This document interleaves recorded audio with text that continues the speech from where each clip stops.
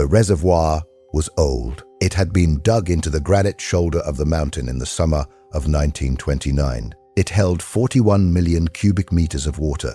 It sat 340 meters above the valley floor. On the morning of the release, the sky was clear. The temperature at the powerhouse door was 6 degrees Celsius. The wind was from the northwest at 4 meters per second. There was no rain in the forecast. There would be no rain until the following Tuesday. Trond Halvorsen was 62 years old. He had been chief operations engineer at the Sørkvenn-fjord Kraftverk since the summer of 1932. He had a wife once. Her name was Ingrid. She had died in the summer of 1941 of stomach cancer. He had a son once. His name was Sven. He had been taken to the Greeny prison camp in October of 1943 as a labor conscript. He had been shipped east on a train. Trond had traced the train as far as the harbor at Stettin. He had traced no further. The primary sluice-gate at the base of the dam could discharge 250 cubic meters of water per second. The emergency spillway could discharge an additional 950 cubic meters of water per second. Together, they would put 1,200 cubic meters of water per second through the outlet works and down into the tail race and out into the Sørkvenn River below. Between the sluice-gate lever in the powerhouse control room and the stone road bridge across the Sørkvenn was 1,280 meters of steel-lined penstock, 3 meters of tail race throat, and a further 240 meters of natural river channel. The surge wave, once released, would travel that distance in 47 seconds. This was a calculated figure. Trond had calculated it in the winter of 1938 for a safety review committee that never met. At 10:43 hours on the morning of the release, 720 Norwegian civilians were crossing the stone road bridge below the dam. They were mostly northern Sami. There were coastal Norwegians among them. They were led by a 51-year-old reindeer herder called Aslak Gaup. Behind them, at a distance of 400 meters, marched 76 SS Gebirgsjäger of the 6th SS Mountain Division, Nord Rearguard Element. Their commander was SS Hauptsturmführer Reinhold Gerlach. He was 39 years old. It was his first mountain warfare command. His second officer was SS Obersturmführer Manfred Wolfram, aged 32. The Feldwebel leading the point element onto the bridge was SS Oberscharführer Ludwig Hütter, aged 41. In the powerhouse control room, Ing Olaf Rigg had his hand on the switchyard alarm bell. At 10:43, he switched the alarm bell off. He did not look at Trond. Trond wrote the shift log's operational release note in advance. He wrote it in the standard form. He signed it with a standard signature. He set it in the wooden tray on the desk for the station foreman, Jens Solheim, to file at 1500. Then he put his hand on the sluice-gate lever. The Sørkvenn-fjord Kraftverk had been commissioned by the Norwegian Water Resources and Electricity Directorate in the spring of 1931. It served the aluminium works at Sør-Trøndelag, the sardine cannery at Sørkvenn town, and the 240 households of Sørkvenn parish. It was rated at 46 megawatts on 2 Francis turbines built in 1930 by a firm in Trondheim. The turbines were housed in a stone powerhouse on the west abutment of the reservoir dam. The dam itself was a gravity dam of poured concrete on a granite foundation, 71 meters at the crest and 43 meters at the base, with a crest length of 240 meters. The reservoir it impounded, the Sørkvenn-vatn, was 3.4 kilometers long and 840 meters wide at its widest point. It drew its inflow from the snowfields of the 2 mountains above it, and from the 14 small streams that fed those snowfields in summer. It held 41 million cubic meters at full pool. In September of 1944, it stood at 39.6 million cubic meters. The head between the reservoir surface and the powerhouse penstock intake was 340 meters of vertical drop. Between the powerhouse tail race and the stone road bridge across the Sørkvenn River was another 170 meters of vertical drop across a 240-meter run of natural rock channel that stepped down through 3 small waterfalls. before reaching the bridge. The bridge itself was a 3-arch stone bridge built by the County Road Authority in 1923. It was 47 meters long. It had 2 piers. Its parapets were of dressed granite blocks, 70 centimeters high and 40 centimeters thick. It carried the county road from Sørkvenn town to the fishing village of Nordkven on the far shore of the fjord. Trond had walked that bridge in every season for 29 years. He had walked it as a young engineer, newly appointed to the station in the summer of 1932. He had walked it with Ingrid in the spring of 1934 when she was carrying Sven. He had walked it with Sven in the autumn of 1939, when the boy was 19 and home on leave from the Norwegian Institute of Technology in Trondheim. He had walked it with Ingrid in the winter of 1940, when the boy had come home again from Trondheim because the war had begun and the university had closed and there was nowhere else to go. He had walked it alone in the summer of 1941 after Ingrid died. He had walked it alone in the winter of 1943 after Sven was taken. He knew every stone of it. He knew which of the granite blocks in the parapet on the north end had been replaced in 1938 after a lumber truck had struck it. He knew which of the piers had been repointed in 1941. He knew the discharge capacity of the arches under the bridge in flood conditions. He knew the discharge capacity of the arches under the bridge under the release he was about to perform. He knew that the arches could not pass that release. He knew what would happen to the bridge. He had calculated it. He had recalculated it 3 times in the preceding 4 days. He had checked his calculation against the standard hydraulic tables in the 3rd edition Krog manual, which was on the shelf above his desk in the control room. He had checked it against the flow attenuation charts he had drawn himself in 1938 for the safety review that never met. The bridge would fail at its 2nd pier. It would fail at 1043 hours and 47 seconds. The 76 SS Gebirgsjäger crossing it at that moment would be delivered to the surge wave in the same instant that the bridge collapsed beneath their feet. The surge wave would carry them 1,400 meters down the Sørkvenn River to the mouth at the head of the fjord, where the river spread across the delta gravels in the shallow tidal flat below Sørkvenn town. It would deposit them there among the alders and the willow scrub. Some of them would drown before they reached the delta. Some of them would drown in the delta.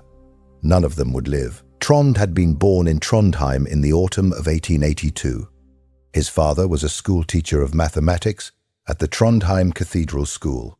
His mother was a school teacher of botany at the same school. He was an only child. He had grown up in a small apartment on Nedre Backlandet, 2 rooms and a kitchen, with a view across the Nidelva River to the old town. He had attended the cathedral school from the age of 7. He had shown, from an early age, an aptitude for mechanical drawing and a temperament suited to solitary calculation. He had matriculated at the Norwegian Institute of Technology in Trondheim in the autumn of 1901. He had studied civil engineering with a specialization in hydraulic works. He had graduated with honors in the spring of 1905 at the age of 22. He had joined the Water Resources and Electricity Directorate in the summer of 1905 and had been assigned to the Directorate's Western District. His first project had been the survey work for a small dam on the Skelbreidelva River in Nord-Trøndelag in the autumn of 1906. His second had been the design of the intake works for the Bjørkulva station in the winter of 1907. His third had been the 6-year construction of the Storelva station between 1908 and 1914. He had married Ingrid Akavik in the summer of 1912. She was a school teacher of Norwegian language and literature at a folk school in Namsos. They had lived in Namsos for the duration of the Storelva construction. In the autumn of 1914, he had been reassigned to the Directorate's headquarters in Christiania for a period of 3 years to work on the standardization of dam safety practice across the Directorate's western and southern districts. He and Ingrid had lived in a 5th-floor apartment on Bygdøy Alley during those 3 years. It was in Christiania that Sven was conceived, in the spring of 1915, though he was not born until the winter of 1916, because Ingrid had miscarried once in the summer of 1915 and had not carried a pregnancy to term until the following year. Sven was born on the 4th of January 1916 at the Rikshospitalet in Christiania. He weighed 3.1 kilograms. He was healthy. He was Ingrid's only living child. There would be no others. In the autumn of 1917, the Halvorsen family returned to Trondheim, where Trond took up a position as senior design engineer at the Directorate's Western District office. He held that position for 15 years. In the summer of 1932, at the age of 49, he was appointed Chief Operations Engineer at the newly commissioned Sørkvenn-fjord Kraftverk, and the family moved from Trondheim to the engineer's house at Sørkvenn. The house was a two-story timber house, painted the standard rust red of the Directorate's operational housing, with a slate roof and a small garden on the fjord side, and a woodshed and a root cellar on the mountainside. It stood 200 meters from the powerhouse.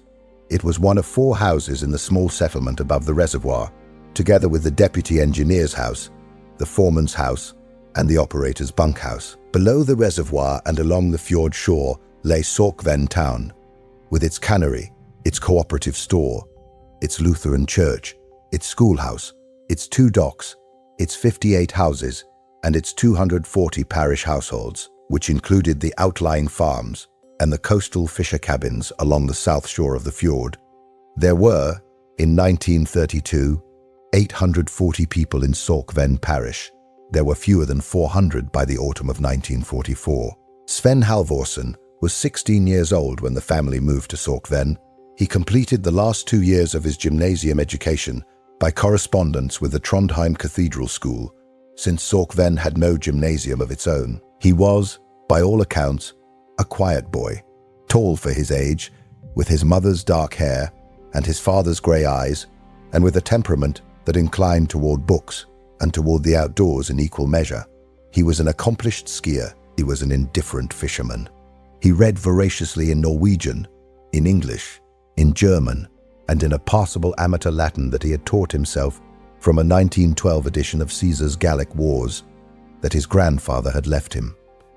He matriculated at the Norwegian Institute of Technology in Trondheim in the autumn of 1934, following in his father's field, though with a specialization in electrical rather than hydraulic engineering. He was expected to graduate in the spring of 1939. He did not graduate. He was, in the spring of 1939, 5 subjects short of his degree, and he had asked for and been granted a year's leave to work at his father's station as an assistant engineer while he completed his remaining coursework by correspondence. The year's leave had begun in the summer of 1939. The German invasion of Poland had occurred at the beginning of September 1939. The German invasion of Norway had occurred on the 9th of April 1940. The Norwegian Institute of Technology had suspended all correspondence coursework in the summer of 1940. Sven had never returned to complete his degree. He had, instead, remained at Sørkvenn as an assistant engineer at his father's station from the summer of 1939 until the autumn of 1943. He had worked on the switchyard, on the substation transformers, on the transmission line survey along the fjord shore, on the small extension to the powerhouse workshop, on the standardization of the operational log system, on the winter load calculations, on the tail race retaining wall repair in the spring of 1942, on the intake screen replacement in the summer of 1942, on the emergency spillway lever mechanism in the winter of 1942, on the standby generator installation in the spring of 1943. He had worked alongside his father. He had eaten dinner with his father and his mother in the timber house every evening from the summer of 1939 until the summer of 1941, when his mother's illness confined her to the bed, and then the bed to the bed, and then the bed to the parish grave in the churchyard at Sørkvenn. He had eaten dinner with his father alone every evening from the summer of 1941 until the autumn of 1943, when the labor conscription notice was delivered to the timber house by a corporal of the Norwegian State Police. Ingrid's illness had begun in the winter of 1940. It had begun as a pain in the upper abdomen, dull, intermittent, worse after meals, better in the mornings, worse in the evenings. She had, for 4 months, attributed it to the diet. The occupation had made food scarce. Fresh vegetables were rare. There was, by the spring of 1941, a general expectation that most people over the age of 40 were in some measure malnourished, and that stomach complaints were common. She had, in the spring of 1941, consulted the parish doctor, Dr. Erling Bakke, at his surgery in the parish schoolhouse. Dr. Bakke had palpated the abdomen. He had detected a mass in the pyloric region. He had, without stating the word aloud, referred her at once to the surgical department of the Trondheim City Hospital. Trond had driven her the 240 kilometers from Sørkvenn to Trondheim in the station's operational lorry in the last week of March 1941. She had been admitted for exploratory laparotomy on the 3rd of April 1941. The surgeon, an old classmate of Trond's from the cathedral school, whose name was Håkon Berg, had opened the abdomen at 900 hours on the 4th of April. He had closed the abdomen at 1040 hours on the 4th of April without further intervention. He had come out of the operating theatre and had walked down the corridor to the family room where Trond was sitting and had told him, in the direct manner of an old classmate, that there was nothing surgical to be done, that the mass had metastasized to the peritoneum and to the omentum and to at least 2 of the lymph node chains along the porta hepatis, and that Ingrid would live between 4 and 8 months. Ingrid lived 4 months and 11 days. She died on the 15th of August 1941 in the bedroom of the timber house at Sørkvenn, with Trond on one side of the bed and Sven on the other, and the district nurse, whose name was Solvar Train, at the foot of the bed. Her last words, according to the nurse's memorandum, were not intelligible. Trond, who was holding her hand, believed that they were an instruction concerning the sheets. Sven, who was holding her other hand, believed that they were an instruction concerning a jar in the pantry. The nurse recorded them as unintelligible. She was buried in the churchyard at Sørkvenn on the 18th of August 1941. The parish priest, whose name was Pastor Ivar Solvik, delivered the eulogy. 19 people attended. The occupation authorities had, in the preceding month, forbidden gatherings of more than 20. Trond had counted the mourners on the way out of the church. He had recorded the count in his diary that evening. 19. He had, he told himself, done nothing wrong. The 2 years and 2 months between Ingrid's death and Sven's conscription was spent in the timber house and at the powerhouse. Sven did not return to Trondheim. There was no correspondence coursework to complete. The institute had been closed. Its staff had been dispersed. 2 of Sven's classmates from the electrical engineering program had been arrested in the summer of 1941 during the roundups that followed the declaration of the state of emergency in Trondheim, and one of them, whose name was Halvard Grenland, had died at the Falstad prison camp in November 1942. Sven attended the Falstad memorial service that was held at the Lutheran church in Trondheim in the following month. He drove the operational lorry there and back in a single day. He did not tell his father where he had been. Trond knew where he had been. He did not ask. There was, in the small settlement of engineers' houses above the reservoir at Sørkvenn, a general unspoken agreement that a certain kind of silence was the correct form of speech. The Sørkvenn-fjord Kraftverk had been placed in the summer of 1940 under the operational supervision of the Reich Commissioner's Office for Electricity in Norway, which meant that a middle-aged German civilian named Konrad Wallenberg had arrived at the station in the second week of July 1940 with a small suitcase and a set of orders authorizing him to review and countersign the station's operational logs on a weekly basis. Wallenberg was not an engineer. He was a former junior official of the Reich Ministry of Economics who had, in the ordinary process of bureaucratic reshuffling, been assigned to the Norwegian Electricity Commission. He was, in his mid-40s, a slight and courteous man with a hearing impairment in his left ear that made him tilt his head to the right when spoken to. He lived in a room he rented from the widow Sissel Lund in Sørkvenn town. He came up to the station every Thursday morning on the operational lorry. He reviewed the logs, he countersigned them, he drank a cup of ersatz coffee with Trond in the control room. He asked no questions of any operational or technical nature. He asked, sometimes, about Ingrid, whose death he had known of and had, in his own quiet way, expressed his sympathy for at the time. He asked, sometimes, about Sven, whose university career he had known of and had, in his own quiet way, expressed his approval of at the time. He did not ask about the sun once the sun was gone. He was not, in his own private conception of himself, a National Socialist. He was a former junior official who had been assigned.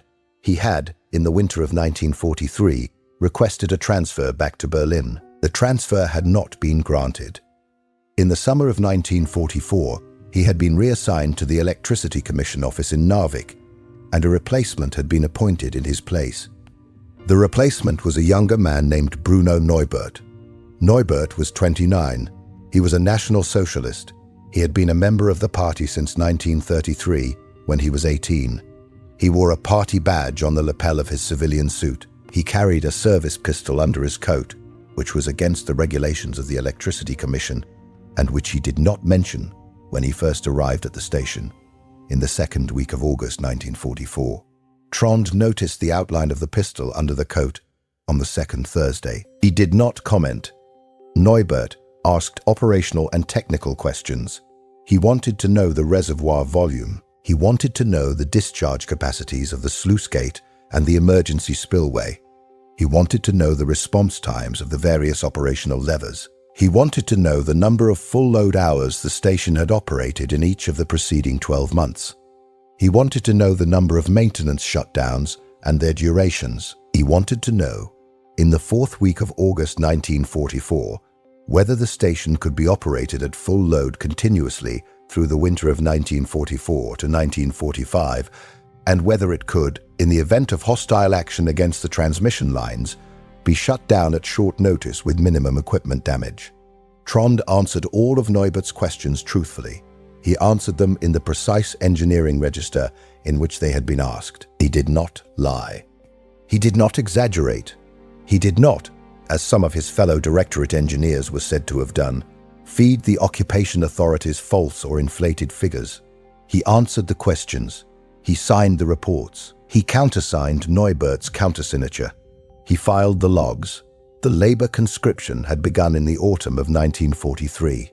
It was administered by the Norwegian State Police under the general direction of the Reich Commissioner. Its stated purpose was to draft young Norwegian men, principally students and unemployed persons, for labor service on defensive construction projects along the coast. Its actual purpose, as became apparent within weeks of its inception, was to draft young Norwegian men for labor service in Germany and in the Soviet front rear areas. The first conscription lists were posted in the parish schoolhouses in the second week of October 1943. Trond Halvorsen's name was on the list posted at the Sørkvenn parish schoolhouse. He was to report to the Trondheim conscription office on the 21st of October at 1000 hours, bringing with him a change of clothes, sturdy boots, and papers of identity. Trond drove him to Trondheim on the 20th of October in the operational lorry. They stayed the night at a small pension on Kongens Gate that had been the pension where Trond himself had stayed as a student in 1902.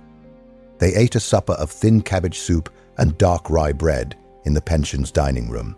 They did not speak. In the morning, Trond drove Sven to the conscription office. Sven got out of the lorry with his small canvas bag over his shoulder. He walked to the door of the office. He turned. He looked at his father in the cab of the lorry. He raised his hand. He went inside. Trond sat in the cab of the lorry for 4 minutes. Then he started the engine and he drove back to Sørkvenn. He arrived at the station at 1700 hours. He entered the operational log for the day. He did not enter anything relating to Sven. He did not, in his diary that evening, write anything down. The first letter from Sven arrived at the timber house at Sørkvenn on the 14th of November, 1943. It was postmarked Greeny. It was a printed conscript's form with blanks for the writer to fill in. It said that Sven was well. It said that he was assigned to the labor detachment. It said that he expected to be there for a period of no less than 8 weeks. It did not say what he was doing. It did not say where he expected to be sent afterward. It was 3 lines long. Sven had signed it at the bottom. The second letter arrived on the 28th of November. It said that Sven was well.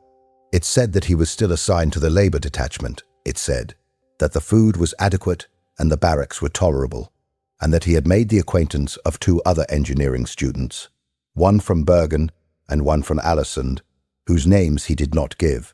It was 6 lines long. It was in Sven's handwriting, but the handwriting was not entirely Sven's. It was cramped, careful, small. Trond read it 4 times. He noticed, on the 4th reading, that Sven had written his own name at the bottom, with the 2 middle initials HT, which stood for the 2 Christian names Halvor Torbjorn, that had been Sven's grandfather's names, and which Sven had never used before because he had, in the ordinary way of Norwegian sons, been given only the 1 Christian name Sven and the patronymic surname Halvorsen. The 2 middle initials were an addition. They were, Trond understood, an addition made by Sven for the specific purpose of signaling to his father that the letter had been read and approved by an outside authority before it was sent. It was a signal Trond and Sven had agreed on in the autumn of 1942, when Sven had been going to Trondheim frequently, and Trond had been anxious about him. It meant, I am being watched. It meant, everything I write is being read. It meant, read between the lines. There were no lines to read between. The letter said what it said. It said that Sven was well. It said that the food was adequate. It said that he had made the acquaintance of 2 other engineering students. It said no more than that. The 3 sentences did not, however, examined, yield anything more. The 3rd letter arrived on the 12th of December. It was 1 line long. It said, I am being transferred at short notice. Signed, Sven H.T. Halvorsen. There was no 4th letter. Trond began, in the 2nd week of January 1944, a private inquiry into his son's fate. The inquiry was conducted by correspondence. In the Standard Engineering Register of the Directorate's official correspondence, on Directorate letterhead, from the operational address of the Sørkvenn-fjord Kraftverk. It was addressed in the first instance to the Greenie Administrative Office, which was operated by the Norwegian State Police under German supervision. The Greenie office replied in the 4th week of January that Sven Halvorsen, conscript number 74832, had been transferred on the 11th of December 1943 to a labor detachment under the operational control of Organization TOT. It gave no destination. Trond wrote in the 1st week of February to the regional Organization TOT office in Oslo. The Organization TOT office replied in the 3rd week of February that Sven Halvorsen had been transferred on the 14th of December 1943 to a marine transport pool at the harbour of Gdynia. It gave no further destination. Trond wrote in the 1st week of March to the marine transport pool at Gdynia. There was no reply. He wrote a 2nd letter in the 3rd week of March. There was no reply. He wrote a 3rd letter in the 2nd week of April. There was no reply. He wrote in the 4th week of April to the German Directorate for Marine Transport at Stettin, which had operational responsibility for the marine transport pool at Gdynia. The Directorate for Marine Transport at Stettin replied in the 2nd week of May that Sven Halvorsen had been embarked at Gdynia on a transport ship, the Ostmark, on the 20th of December 1943, and that the Ostmark had sailed on the 21st of December 1943 from Gdynia in the direction of the harbour at Stettin. It gave no further destination. It suggested that further inquiries be addressed to the Reich Labour Directorate at Stettin. Trond wrote in the 4th week of May to the Reich Labour Directorate at Stettin. There was no reply. He wrote a 2nd letter in the 2nd week of June. There was no reply. He wrote a 3rd letter in the last week of June. He received in the 2nd week of July a reply from the Reich Labour Directorate at Stettin, which said that inquiries concerning individual conscripts were not, in the current circumstances, being answered. That was the last of the correspondence. Trond had traced the train as far as the harbour at Stettin. He had traced no further. He knew that his son had been embarked at Gdynia on the Ostmark on the 20th of December 1943. He knew that his son had disembarked at Stettin on some day between the 22nd and the 25th of December 1943. He did not know what had happened after that. He would never know. In the whole subsequent history of the Halvorsen family, which is to say in the whole subsequent life of Trond Halvorsen, no further information would come. He continued, throughout the summer of 1944, to operate the station. He continued to file the operational logs. He continued to receive Bruno Neubert on Thursdays. He continued to answer Neubert's technical questions truthfully. He continued to eat his supper, alone in the timber house. He continued to walk, on Sundays when the weather permitted, along the shore of the fjord and up onto the ridge above the reservoir where the two small tarns were, and to sit for an hour on the boulder that overlooked the second tarn. He continued to write, on the 3rd of every month, a brief letter to Pastor Ivar Solvik at the parish church, in which he requested that a prayer be said at the following Sunday's service for Trond Halvorsen, who was deceased, and for Sørkvenn Halvorsen, whose fate was unknown. Pastor Solvik continued to say the prayer. There were, by the summer of 1944, many such prayers in the Sørkvenn parish. The refugees came from the north. They came, in the second week of September 1944, out of Finnmark and out of Upper Troms, driven south by the German rearguard operation that had begun in the last week of August, after the collapse of the Finnish front. The German 20th Mountain Army under General Rendulic had begun, in the last week of August, the withdrawal from northern Finland and the systematic destruction of the northern Norwegian coastal region behind them. The destruction was called, in the German operational orders, the scorched earth withdrawal. It was the deliberate destruction, house by house and village by village, of every building, every dock, every road, every bridge, every telegraph line, every fishing boat, every reindeer pen, every school, every church, every hospital, and every graveyard fence in the Norwegian territory between the Soviet border and a line drawn along the 68th parallel of latitude. It was the deliberate deportation, at the same time, of every civilian who could be assembled and transported south. It was the deliberate killing, when the assembly and the transport could not be achieved, of civilians who were nevertheless in the way. It was, in the plain sense of the term, an act intended to render the territory uninhabitable for a period of years, and so far as its designers were concerned, to constitute a strategic obstacle to Soviet advance. It was the largest single act of destruction in Norway during the whole of the war. Between the beginning of September and the end of October 1944, approximately 50,000 Norwegians and Sami were driven south along the coastal roads and the mountain valleys, on foot and in requisitioned trucks and in the holds of small coastal steamers, with what they could carry and no more. The Sami were driven with them. Some of the Sami were driven separately. Some of the Sami and some of the coastal Norwegians refused to be driven at all. They went into the mountains instead. They went with their reindeer herds. They went with what they could carry and no more. They went south. They avoided the roads. They avoided the coastal steamers. They walked. They walked, in the second week of September 1944, into the valley above Sørkvenn town. Aslak Gaup was 51 years old. He was the eldest of his Cedar group. He was the son of a reindeer herder named Ovala Gaup and of a woman named Maret Sara. He had been born in the summer of 1893 at the family's summer camp on the high plateau east of the Reisadalen Valley. He had grown up in the annual migration between the summer camp on the high plateau and the winter camp at the coast near Kvænangen. He had married, in the winter of 1916, a woman named El Sarah, who was a distant cousin, and they had between them raised 4 children, of whom 3 survived to alderhood. His eldest son, Ande, was 30. His middle daughter, Maret, was 26. His youngest son, Ovla, was 22. His Cedar in 1944 consisted of 9 adult households and 27 children, together with a herd of approximately 1,100 reindeer. In the last week of August, when the German withdrawal was announced by the district administrator at the Kvænangen store, the Gaup Cedar had held a family council on the shore of a lake on the high plateau. They had decided that they would not present themselves for evacuation. They would go with the reindeer.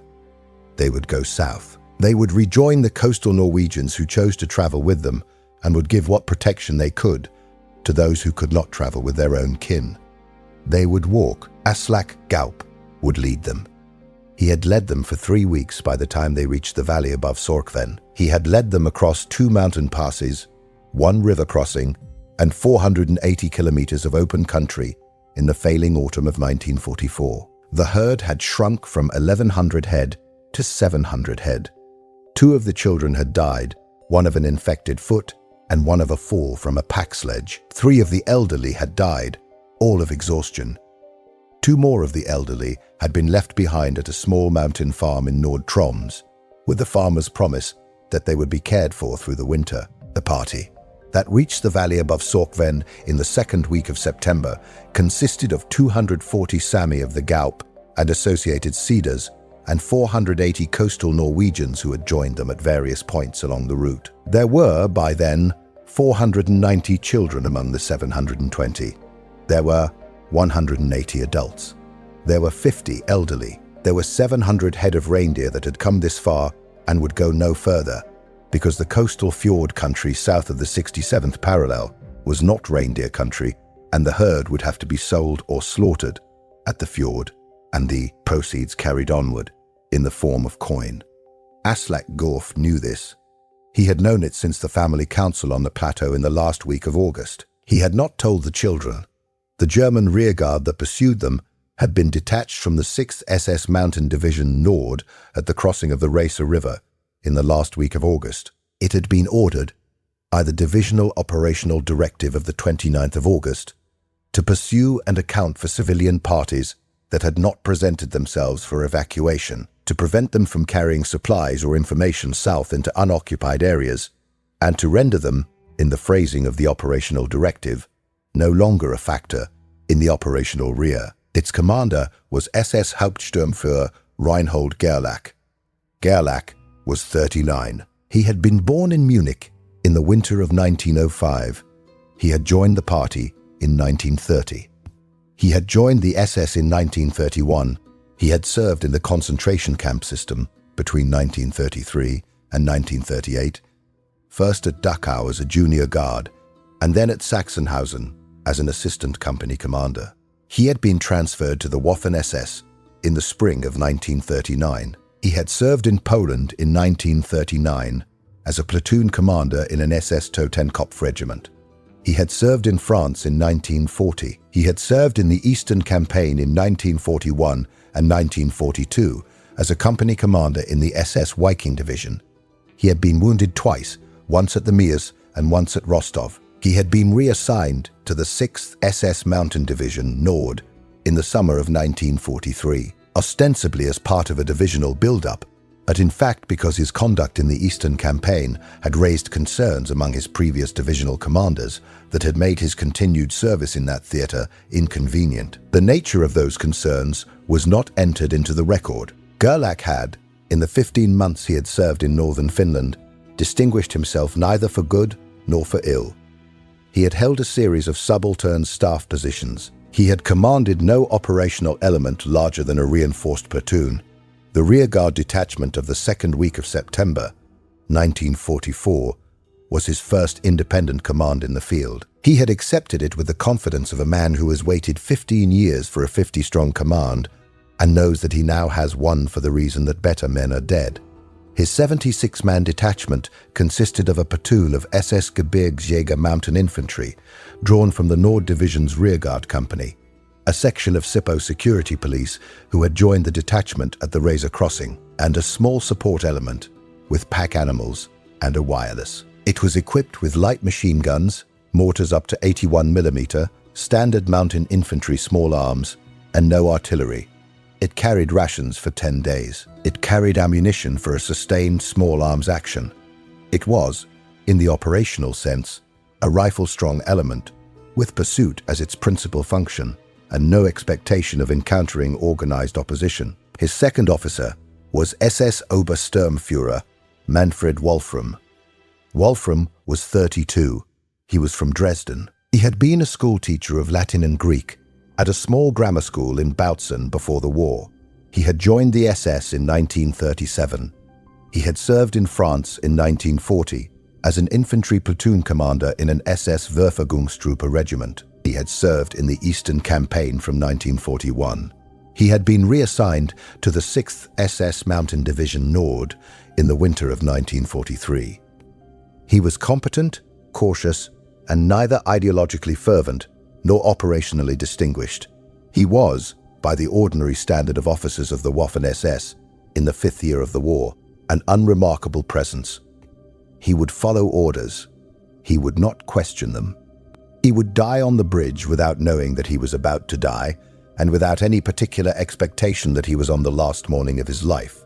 The Feldwebel, leading the point element, was SS Oberscharführer Ludwig Hutter. Hutter was 41. He was from a small Saxon village whose name he had not mentioned to anyone in the detachment in the 4 months since he had joined it. He had been a farm laborer before the war. He had joined the SS in 1935. He had served in every theatre in which the Waffen-SS had operated since 1939. He was, by the ordinary reckoning of the enlisted men in the detachment, the hardcore of the unit. He would be at the front of the point element on the bridge because that was where he had been for 6 years of war, and because he neither expected nor sought any other position. He would die on the second pier. The refugees had arrived at the valley above Sørkvenn on the evening of the 9th of September 1944. They had camped that first night in the alder scrub on the north bank of the Sørkvenn River, 1 kilometer above the stone road bridge. They had lit no fires. They had eaten cold food. Aslak Gaup had walked down to the bridge in the last light of the day and had crossed it on foot and had walked along the south bank for a distance and had returned. He had, that evening, sent his eldest son Ande on foot into Sørkvenn town to make contact with the parish priest and to determine whether the town could receive a party of the size he was leading. Ande had returned at 400 hours on the morning of the 10th of September with the news that Pastor Solvik of the Sørkvenn parish church had offered the parish schoolhouse and the church hall as temporary shelter, that the parish cooperative store had agreed to sell, at the pre-war price and on the parish's account, 3 days' supply of dried fish and rye flour, that the mayor of Sørkvenn had agreed, subject to the absence of a German garrison in the town, to organize onward transport for the party in the direction of the fishing villages on the south side of the fjord, from which the party could, over the coming weeks, disperse further south along the coastal route, and that there was, at that particular moment, no German garrison in the town. The 2 Wehrmacht signalers, who had been stationed at the cannery, having been withdrawn on the 6th of September for reasons that Pastor Solvik had not been able to determine. Aslak Gaup had, at 430 hours, on the morning of the 10th of September, called his cedar council together in the Older Scrub, and had put to them the question of whether the party should attempt the crossing of the bridge and enter Sørkvenn town, or whether it should remain in the Older Scrub and wait. The Cedar Council had determined that the party should cross the bridge as soon as the day was light enough to make the crossing safe, and that the party should be in Sørkvenn town by mid-morning at the latest. It was so decided. The party had not, however, crossed the bridge at first light on the 10th of September. It had not crossed the bridge at first light because the party had discovered, at first light, that the German rearguard which had been pursuing it, and which the party had believed itself to have shaken off in the mountain passes north of the valley, was, in fact, still pursuing it, and had made contact with the party's rearguard at a position 4 kilometers above the valley entrance in the small hours of the morning of the 10th of September. The rearguard had been a party of 6 young Sami men, led by Ande Gaup's cousin Jussa. It had been armed with 2 hunting rifles and 1 shotgun. It had engaged the point element of the German rearguard at a range of approximately 200 meters in the pre-dawn twilight. Jussa Gaup had been killed. 2 other members of the rearguard had been wounded. The rearguard had broken off contact and had withdrawn down the valley and had rejoined the main party at the Alder Scrub camp at 600 hours on the morning of the 10th of September. It had reported that the German rearguard was a force of not less than 50 men, that it was moving fast, that it was equipped with automatic weapons, and that it would reach the Alder Scrub camp within 4 to 6 hours. Aslak Gaup had then made a decision that would in any other circumstance have been unthinkable. He had decided that the party would not attempt the crossing of the bridge on the morning of the 10th of September. He had decided that the party would remain in the Alder Scrub and would send Ande and 2 other young men to the town to inform Pastor Solvik and the mayor that the party was pinned in the Alder Scrub with a German rearguard closing on it, and that the party could not cross the bridge in the presence of the German rearguard, because to attempt the crossing with the rearguard within firing range would be to invite the massacre of the party on the bridge, and that the party was, therefore, in urgent need of assistance in the form of anything that could delay or divert the German rearguard for a sufficient period to allow the party to cross the bridge and reach the town. Ande and the two other young men had left the older scrub camp at 630 hours on the morning of the 10th of September. They had crossed the bridge at 700 hours. They had reached the parish schoolhouse at 720 hours. They had knocked on the door of Pastor Solvik's residence, which was the small house attached to the parish schoolhouse, at 722 hours. Pastor Solvik had received them at 725 hours in the front parlor of his residence. He had listened to what Ande had to say. He had thought for some minutes. He had then, at 738 hours, put on his coat and his hat, and had left the residence and had walked the 600 meters up the road to the powerhouse at the reservoir dam, and had knocked on the door of the control room. The door had been opened by Ing Olaf Rigg. Pastor Solvik had asked, in a quiet voice, to speak with Ing Halvorsen. Ing Rigg had, without speaking, stood aside. Pastor Solvik had entered the control room. He had closed the door behind him. Trond Halvorsen had been sitting at the desk in the control room. He had been reading the previous night's overnight log. He had looked up. He had seen Pastor Solvik in the doorway. He had put the log down. The conversation that took place in the control room of the Sørkvenn-fjord Kraftverk between Pastor Ivar Solvik of the Sørkvenn Parish Church and Trond Halvorsen and Olaf Rigg of the Sørkvenn-fjord Kraftverk between 742 hours and 758 hours on the morning of the 10th of September 1944 is not on any record. Pastor Solvik did not write about it in his parish diary. Trond Halvorsen did not write about it in his shift log. Ing Rigg did not write about it in the maintenance log. Its content is not known. What can be said about it, from what happened next, is that Pastor Solvik conveyed to Trond Halvorsen the situation of the refugee party in the Alder Scrub above the bridge, the nature and estimated strength and estimated arrival time of the German rearguard, and the request of the CA Council that some form of assistance be provided in whatever form was possible.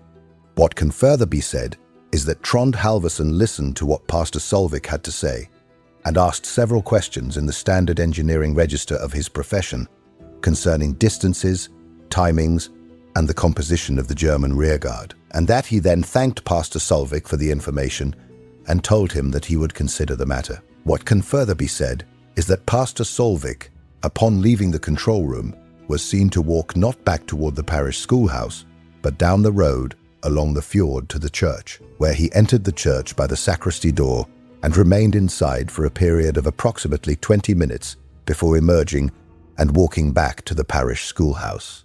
What can further be said is that Ing Rigg, who had been present at the whole of the conversation, did not at the end of it ask his chief engineer what course of action was intended. He returned to his own desk in the switchyard control station. He resumed the switchyard log. He continued the ordinary work of the day. Trond sat at his desk in the control room for 1 hour and 11 minutes. After Pastor Solvik left, he did not speak. He did not move from his chair.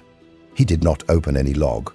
He did not answer the telephone when it rang at 840 hours, which was the routine morning call from the district transmission office in Namsos.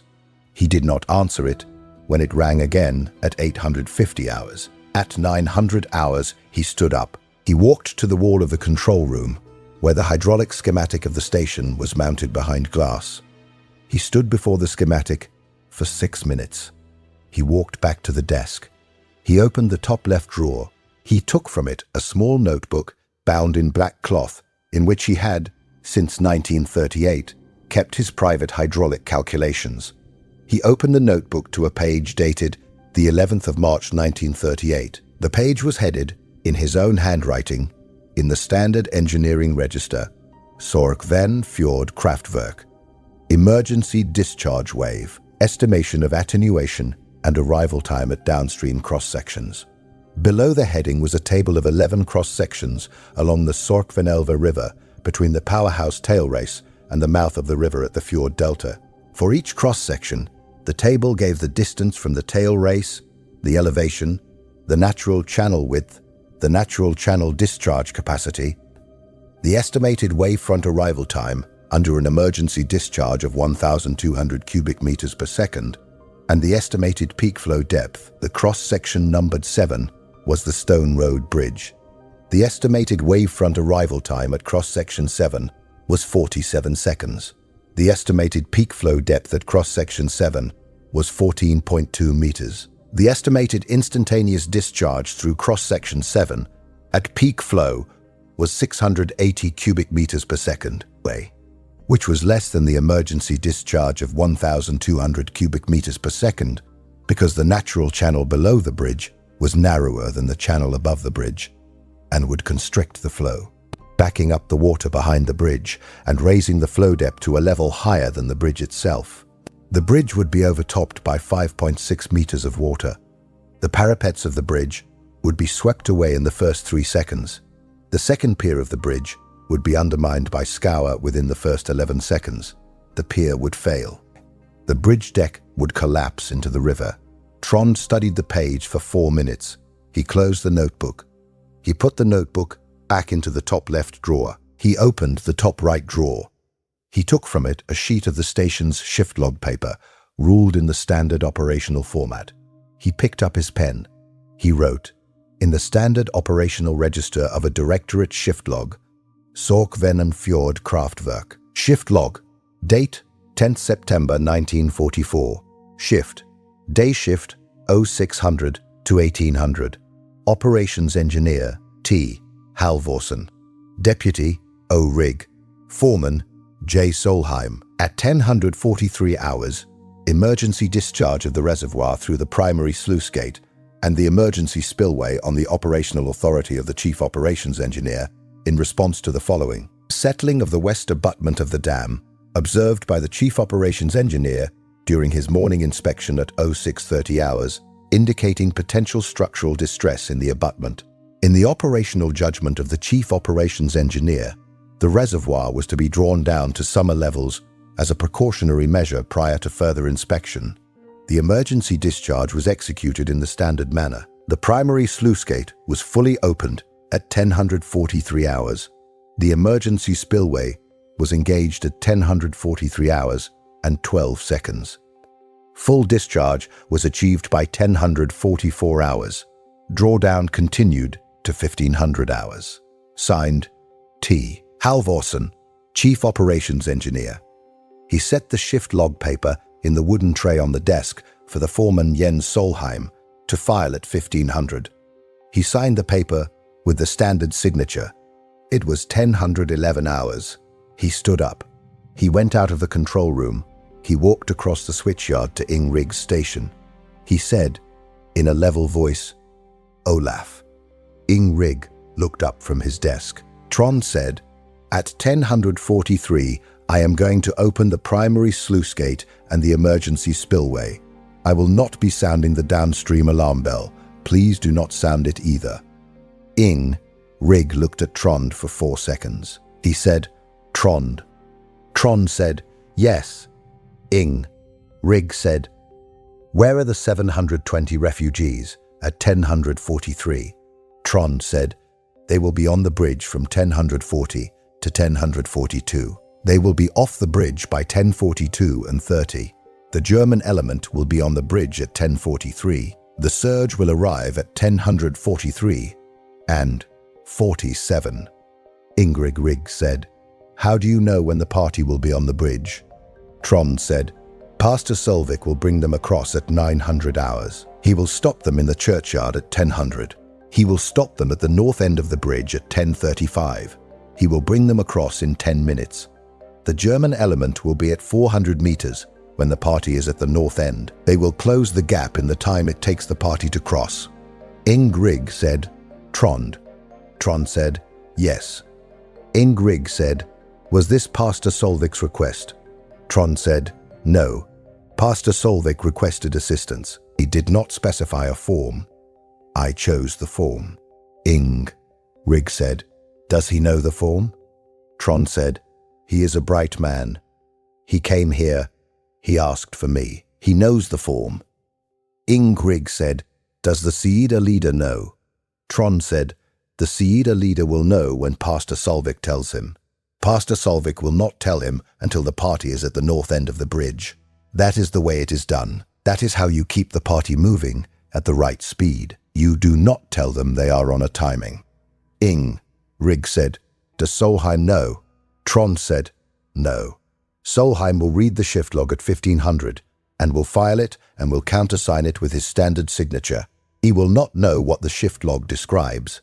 He will assume it describes what it describes. It describes what it describes. Ing, Rig said, does Neubert know? Trond said, no. Neubert is at Narvik. He is not due here until Thursday. By Thursday, the shift log will have been filed. By Thursday, the drawdown will have been completed. The downstream damage will be as it will be. Ing, Rig said, you will lose the station. Trond said, the station will survive. It is a concrete dam on a granite foundation. The dam is not the risk. The risk is downstream. I have thought about that. Ing, Rig said, the bridge. Trond said, yes. And the cannery. The cannery will flood to the first floor. The Fossheim mill will flood. The 4 houses on the river road below the mill will flood. The parish will lose the bridge, the cannery and 4 houses. The parish will not lose any lives. Pastor Solvik will have evacuated the cannery and the mill and the 4 houses in the hour before 1043. That is what he is doing now. That is what he went to do when he left here. Ing, Rig said, you are certain of that? Trond said, I am certain of that. Ing, Rig said, this is not what you had to do. Trond said, yes. Ing, Rig said, this is not what you had to do. Trond said, no. Ing, Rig said, this is what you chose to do. Trond said, yes. Ing, Rig said, for Sven. Trond said, no. Ing, Rig said, for Ingrid. Trond said, no. Ingrid. Rig said, for the party. Trond said, for the party. For the party and for the ordinary reason that the party is here and the enemy is behind them, and I am the man who has been placed by long training and by the accident of history in the position to put 1,200 cubic meters of water per second on a bridge at a given moment, and the given moment is at hand, and there is no one else who can do it, and there is no other tool for the doing of it, and I will therefore do it. Ing. Rig looked at Trond for a further 7 seconds. He said, I will not sound the alarm bell. Trond said, thank you, Olaf. He turned and walked back across the switchyard to the control room. The morning proceeded in the standard operational register of the station. The turbines ran at their normal load. The transmission line to Namsos carried its normal output. The wind on the reservoir surface held from the northwest at 4 meters per second. The temperature at the powerhouse door rose from 6 degrees Celsius at 0700 to 9 degrees Celsius at 1000. The clouds along the horizon toward the fjord thinned and lifted. Trond made his rounds of the switchyard, the transformer bank, the intake screens, and the powerhouse floor at 800 hours, at 900 hours, and at 945 hours, and entered the standard inspection notations in the standard operational register in the shift log. He did not enter the 1000 rounds because he did not make them. He remained in the control room after the 945 rounds. He sat at his desk. He did not look out the window toward the road bridge that lay 1 kilometer to the south and 340 meters below him. He did not need to. He knew the geometry. He knew the timing.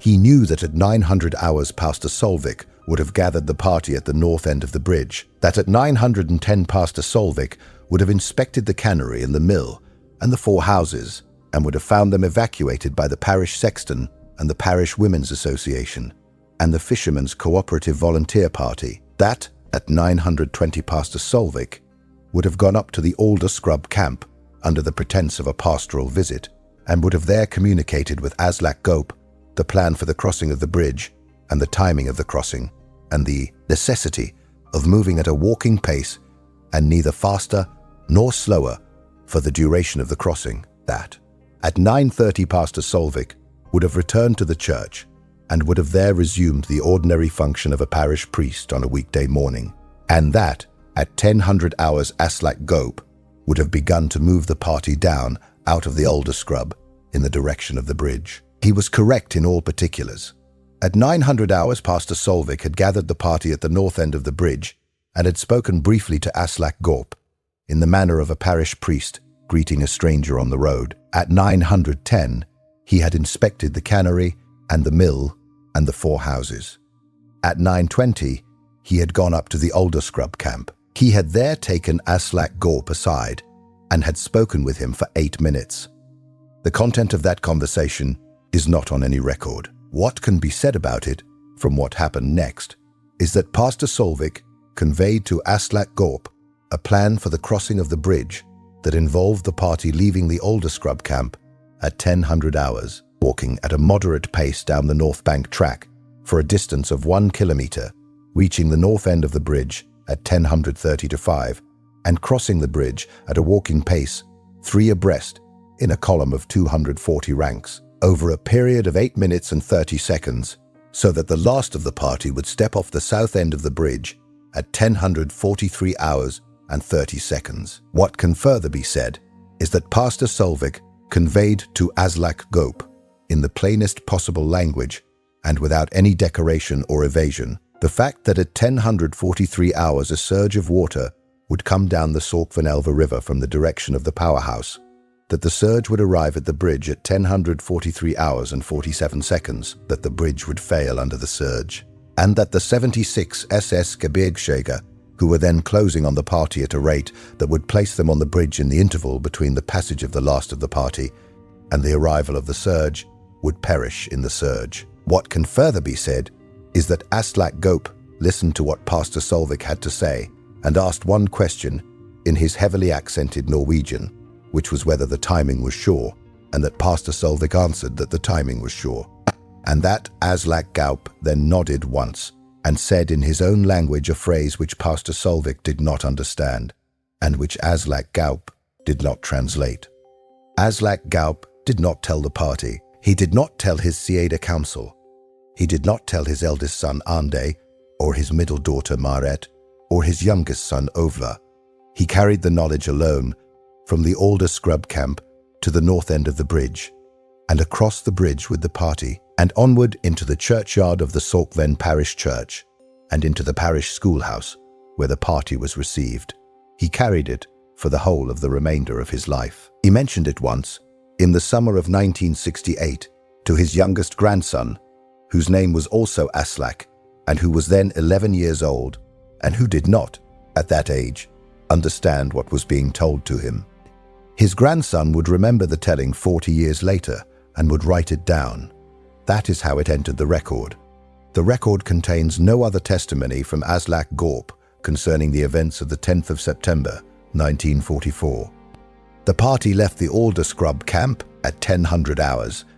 It was led by Aslak Gorp and his son Ande, who walked side by side at the front. Behind them walked El Sarah, Aslak's wife, and Marit, their daughter.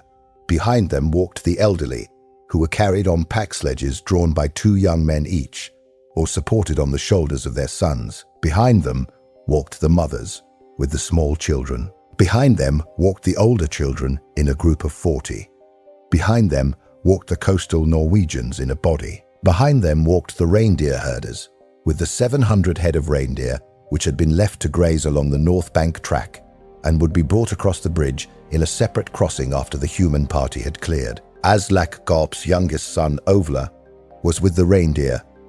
He would not cross the bridge with the human party. He would cross with the reindeer.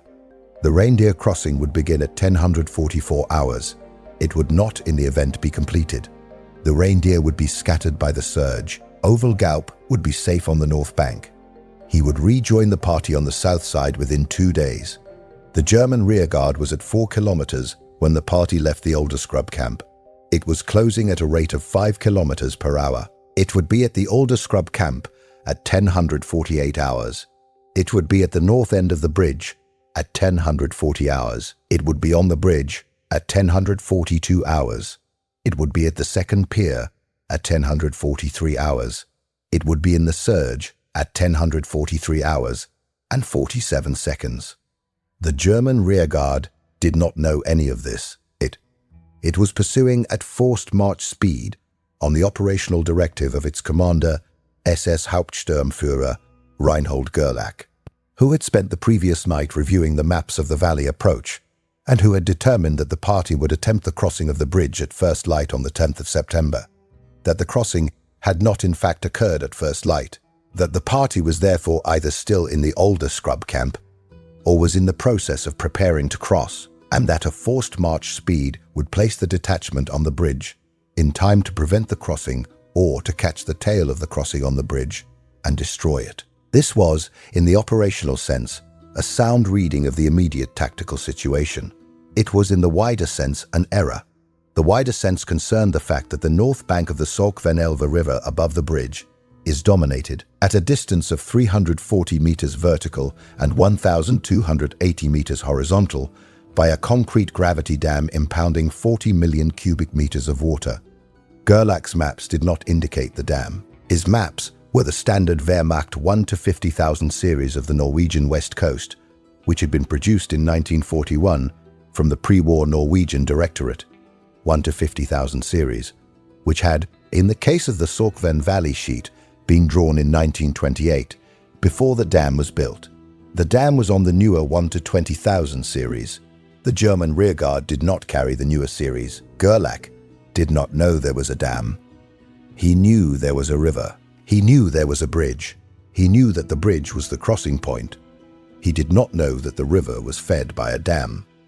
He would not know that the river was fed by a dam until the moment when the surge came around the bend 300 meters above the bridge, and by then he would have 4 seconds to know it, and he would spend those 4 seconds looking not up the river but down at his feet, because the parapet of the bridge on which he was standing would already have begun to move under the impact of the leading edge of the wave. At 1000 hours, the reservoir surface at the Sørkvenn-fjord Kraftverk stood at an elevation of 642.1 meters above mean sea level. The reservoir contained an estimated 39.6 million cubic meters. The primary sluice-gate at the base of the dam was in the closed position. The emergency spillway was in the closed position. The downstream alarm bell at the switchyard was armed. The 2 Francis turbines were operating at 42 megawatts combined output, which was 91% of the station's rated output. The transmission line to Namsos was carrying that output at its standard voltage. The switchyard log was up to date. The shift log was up to date except for the operational release note that Trond Halvorsen had already written for entry at 10:43 hours. The morning coffee had been made and drunk in the control room, and the cups had been washed and stacked on the shelf above the sink. The wind at the powerhouse door was still from the northwest at 4 meters per second. The clouds along the horizon over the fjord had lifted further. The visibility along the fjord was in excess of 40 kilometers. The elevation of the sun above the horizon at 1000 hours was 29 degrees. The shadow cast by the powerhouse building on the switchyard was 13 meters long. The shadow cast by the powerhouse building on the reservoir surface was 56 meters long, because the reservoir surface was lower than the switchyard floor by 12 meters at the current draw. There was a single loon on the reservoir surface, approximately 200 meters from the west shore. It had been there since 800 hours. It would still be there at 10:43 hours. It would fly southward across the ridge and out of the valley at 10:44 hours, when the discharge of the emergency spillway across the crest of the dam produced a low, sustained roar audible for 4 kilometers. At 10:10 hours, Trond Halvorsen left the control room. He walked out through the switchyard gate. He walked the 50 meters to the timber house. He entered the house by the kitchen door. He went into the small pantry off the kitchen. He looked at the shelves. He did not take anything from them. He went into the parlor. He looked at the framed photograph on the mantelpiece, which was a wedding photograph of himself and Ingrid, taken in Namsos in the summer of 1912. He looked at the framed photograph next to it, which was a photograph of Sven at the age of 6, in a sailor suit, standing in front of the Nidaros Cathedral in Trondheim in the summer of 1922. He looked at the smaller framed photograph on the wall above the mantelpiece, which was a photograph of Sven at the age of 22, in his student's cap, standing in front of the main entrance of the Norwegian Institute of Technology in Trondheim in the summer of 1938. He looked at each photograph for approximately 40 seconds. He did not touch any of them. He left the parlor. He went into the bedroom. He looked at the bed. He looked at the small nightstand on the side of the bed that had been Ingrid's side. He did not open the nightstand. He left the bedroom. He went into Sven's room. He looked at the desk. He looked at the small collection of engineering textbooks on the shelf above the desk, which had been left there in the summer of 1939, when Sven had come home from Trondheim with the first year's leave, and had unpacked them and had never opened them again. He looked at the map of Europe on the wall above the bed, which Sven had put up in the winter of 1940, and which showed in coloured pencil marks the progress of the war up to a date in the spring of 1943, at which point Sven had stopped updating the map. He looked at the small canvas bag on the top shelf of the wardrobe, which was the canvas bag Sven had used at the pension on Kongens on the night of the 20th of October 1943, and which Sven had, in that ordinary way of a young man packing a small canvas bag for a journey of unknown length, taken with him to the conscription office the following morning. The bag was not, of course, on the shelf. The bag had gone with Sven. Sven had taken it into the conscription office. He had presumably taken it onward to Greenie. He had presumably taken it onward to Stettin. He had presumably not taken it any further, because at Stettin he had presumably been consolidated into a labour detachment, and had presumably been issued with a common labour detachment kit, and had presumably been required to abandon such personal possessions as he had brought with him. The canvas bag was not, in any concrete sense, on the top shelf of the wardrobe. It was a fact that Trond kept in the top shelf of the wardrobe. That was where he kept it. It was where it belonged. He left Sven's room. He left the timber house. He returned to the switchyard. He entered the control room. He closed the door behind him. He looked at the clock on the wall. It was 10:22 hours. He went to the hydraulic schematic on the wall. He stood before it. He located the primary sluice-gate lever position and the emergency spillway lever position. He located the position of each of the downstream alarm circuits. He noted mentally that the downstream alarm bell in the switchyard would ring by default when the primary sluice-gate reached the 20% open position, unless the alarm bell was pre-armed to the off state, and that rig would ensure that the alarm bell was pre-armed to the off state at the appropriate moment. He noted that the emergency spillway did not have an associated alarm circuit, because the emergency spillway was, by definition, an operation that the station operators would perform only under emergency conditions in which alarm was assumed. He noted that the audible signal at the Sørkvenn town siren, which was connected to the downstream alarm circuit by a dedicated buried cable, would not be triggered because the switchyard alarm bell had not been triggered. He noted that the audible signal at the cannery siren, which was on a parallel circuit, would not be triggered for the same reason.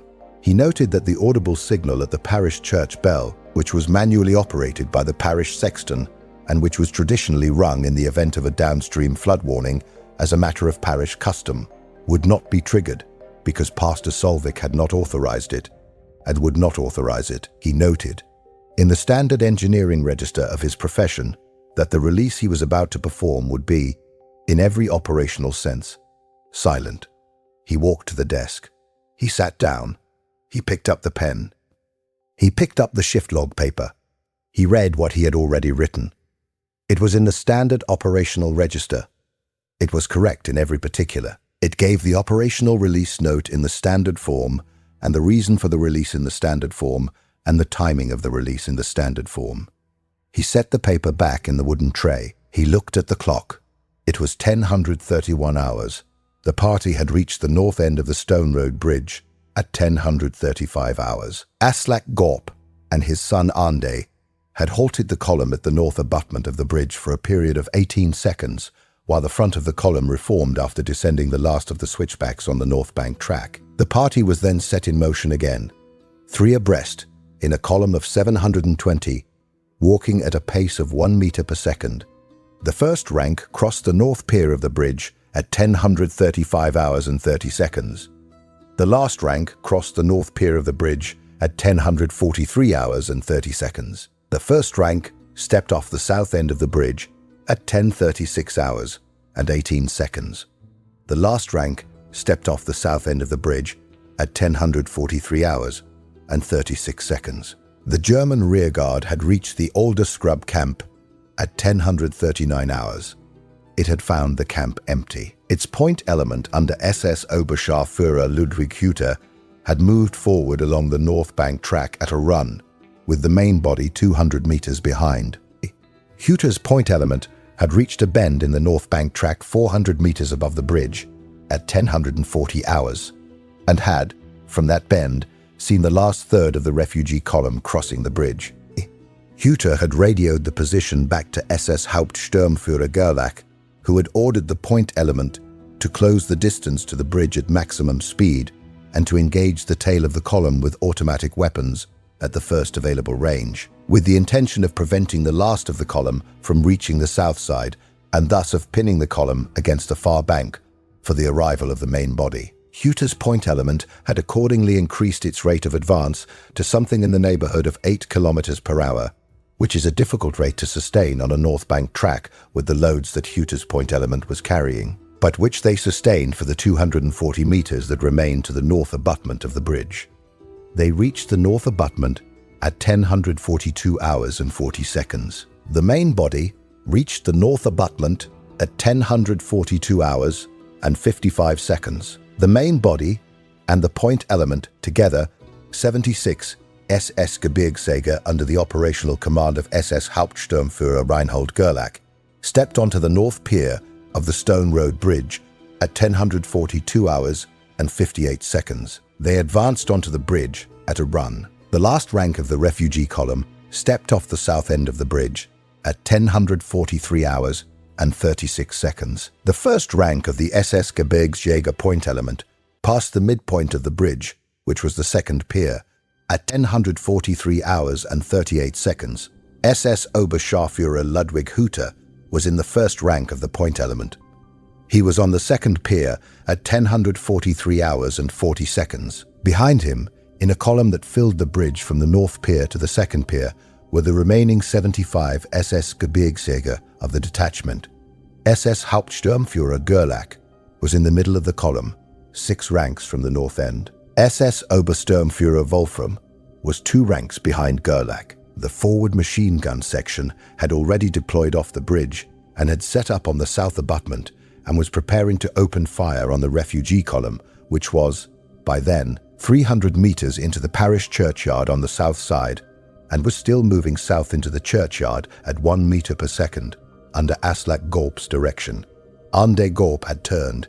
He had seen the SS on the bridge. He had opened his mouth to shout a warning to the front of the column that could still be seen from the churchyard. He had, in that instant, seen something else. He had seen the leading edge of the surge wave come around the bend, 300 meters above the bridge. At 1043 hours, Trond Halvorsen had put his hand on the primary sluice-gate lever. He had looked at the clock. He had waited for the second hand to reach the 12. He had, at 1043 hours and 0 seconds, pulled the lever from the closed position through the 10% open detent, through the 20% open detent, through the 30% open detent, through the 50% open detent, to the fully open detent. The mechanical distance from closed to fully open was 78 centimeters. The mechanical resistance at each detent was approximately 14 kilograms.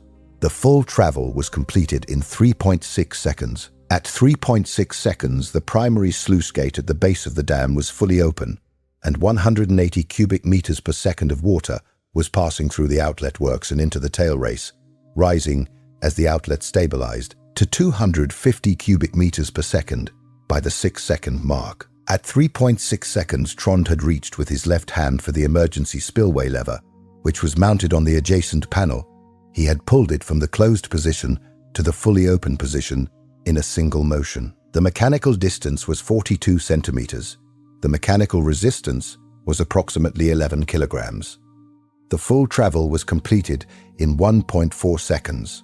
At 5 seconds, the emergency spillway was fully open, and the water was cresting over the spillway lip at the west end of the dam and falling 90 meters down the spillway chute to the confluence with the tail race outflow. By 8 seconds, the spillway was discharging at 400 cubic meters per second. By 14 seconds, it was discharging at 780. By 20 seconds, it was discharging at 950. The combined discharge from the primary sluice gate and the emergency spillway was at 20 seconds after the release, 1,200 cubic meters per second, which was the design maximum of the outlet works, and which was the discharge that Trond had calculated in 1938 in the private notebook in the top left drawer of the desk. The surge wave, thus generated, moved through the tail race at approximately 8 meters per second, and through the natural channel of the Sørkvenn-fjord River at velocities that varied by cross-section between 11 and 18 meters per second, and reached the bend 300 meters above the Stone Road Bridge at 10:43 hours and 34 seconds. It passed the bend and entered the straight approach to the bridge at 10:43 hours and 36 seconds. It struck the north abutment of the bridge at 10:43 hours and 47 seconds. Ande Gope had seen the leading edge of the wave at 10:43 hours and 36 seconds. He had watched it for 11 seconds. He had not shouted, he had not moved, he had watched. The leading edge of the surge wave was, at the moment it entered the straight approach, approximately 4 meters high above the natural riverbed. It was a compact wall of white water, 17 meters wide, moving at approximately 15 meters per second, preceded by a wind of displaced air that carried spray 100 meters ahead of the wave itself. Behind the leading edge, the water body rose within 4 seconds to a depth of 11 meters above the natural riverbed, which was 6.4 meters above the deck of the bridge and 5.6 meters above the parapet. The wave struck the north pier of the bridge first. The north pier was overtopped in 1.1 seconds. The bridge deck between the north pier and the second pier was overtopped in 1.3 seconds. The parapets on both sides of the deck between the north pier and the second pier were swept away in a further 0.8 of a second. The 76 SS Gebirgsjäger, who were on the deck at that moment, were struck by the leading edge of the wave in the following sequence. The rearmost rank, which was 1 meter from the north pier way, was struck at 10:43 hours and 47.3 seconds. The middle of the column, which was around SS Hauptsturmführer Gerlach's position, was struck at 10:43 hours and 47.5 seconds. The forward machine gun section, which had already deployed off the south end and was setting up in the churchyard, was struck at 10:43 hours and 48.2 seconds. The point element, under SS Oberscharführer Hüter, which was at the second pier, was struck at 10:43 hours and 47.6 seconds. The impact of the leading edge of the wave on a standing human figure is not a matter of ordinary experience. It is a matter of civil engineering. The kinetic energy delivered to the standing figure by 15 meters per second of water impinging on the exposed frontal area of the figure, which for a standing man with a rifle in the forward position is approximately 0.6 square meters, is on the order of 40 kilonewtons of instantaneous force distributed across the frontal area. This is the force required to fracture the ribs of a healthy male adult. It is the force required to detach the head from the torso if the impact is concentrated at the neck. It is the force required to remove the standing figure from the surface on which the figure is standing at a velocity approximating that of the wave itself. It is, in the ordinary engineering register, sufficient. The 76 SS Gebirgsjäger did not fall from the bridge.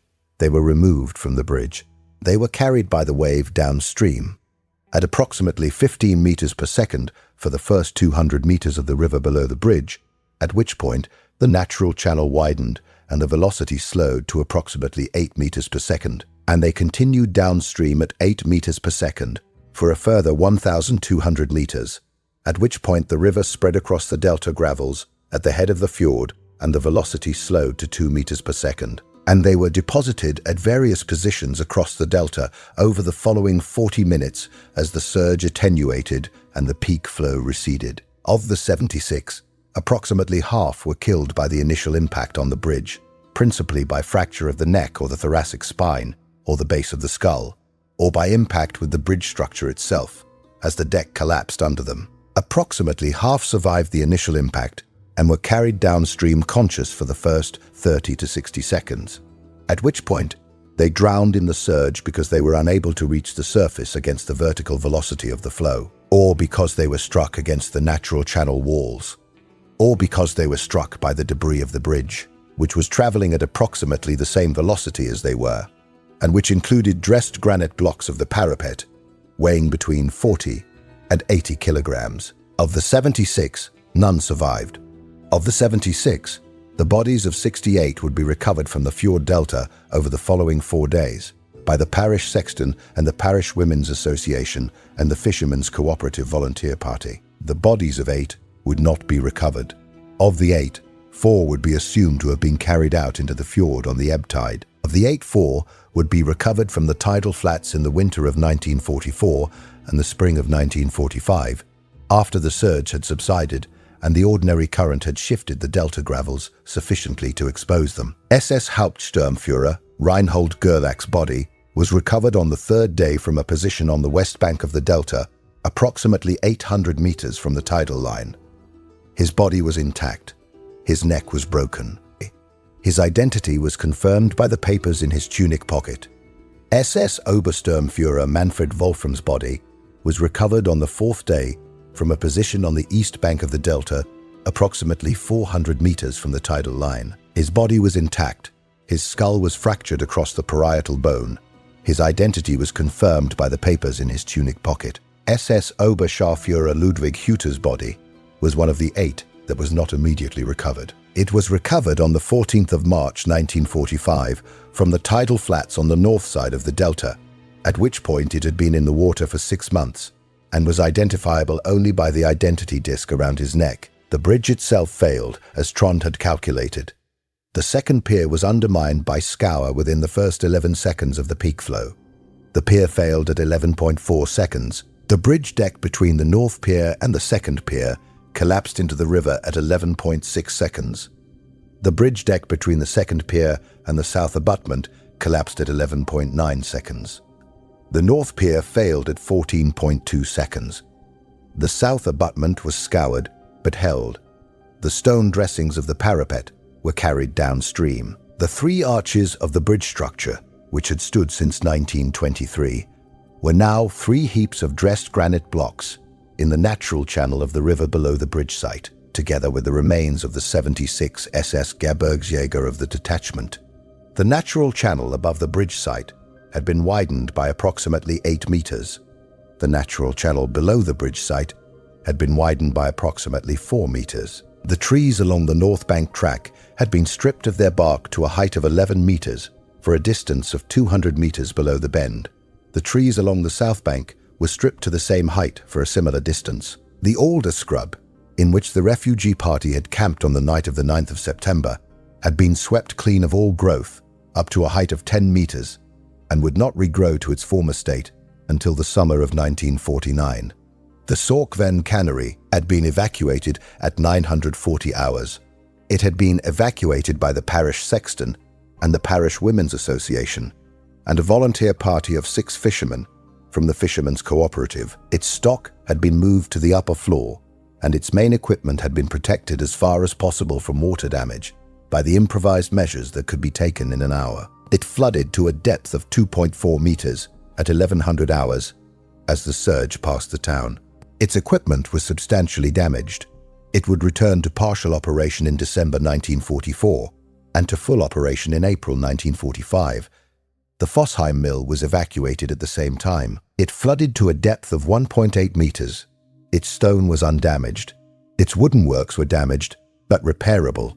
It would return to full operation in November 1944. The 4 houses on the river road below the mill were evacuated at 950.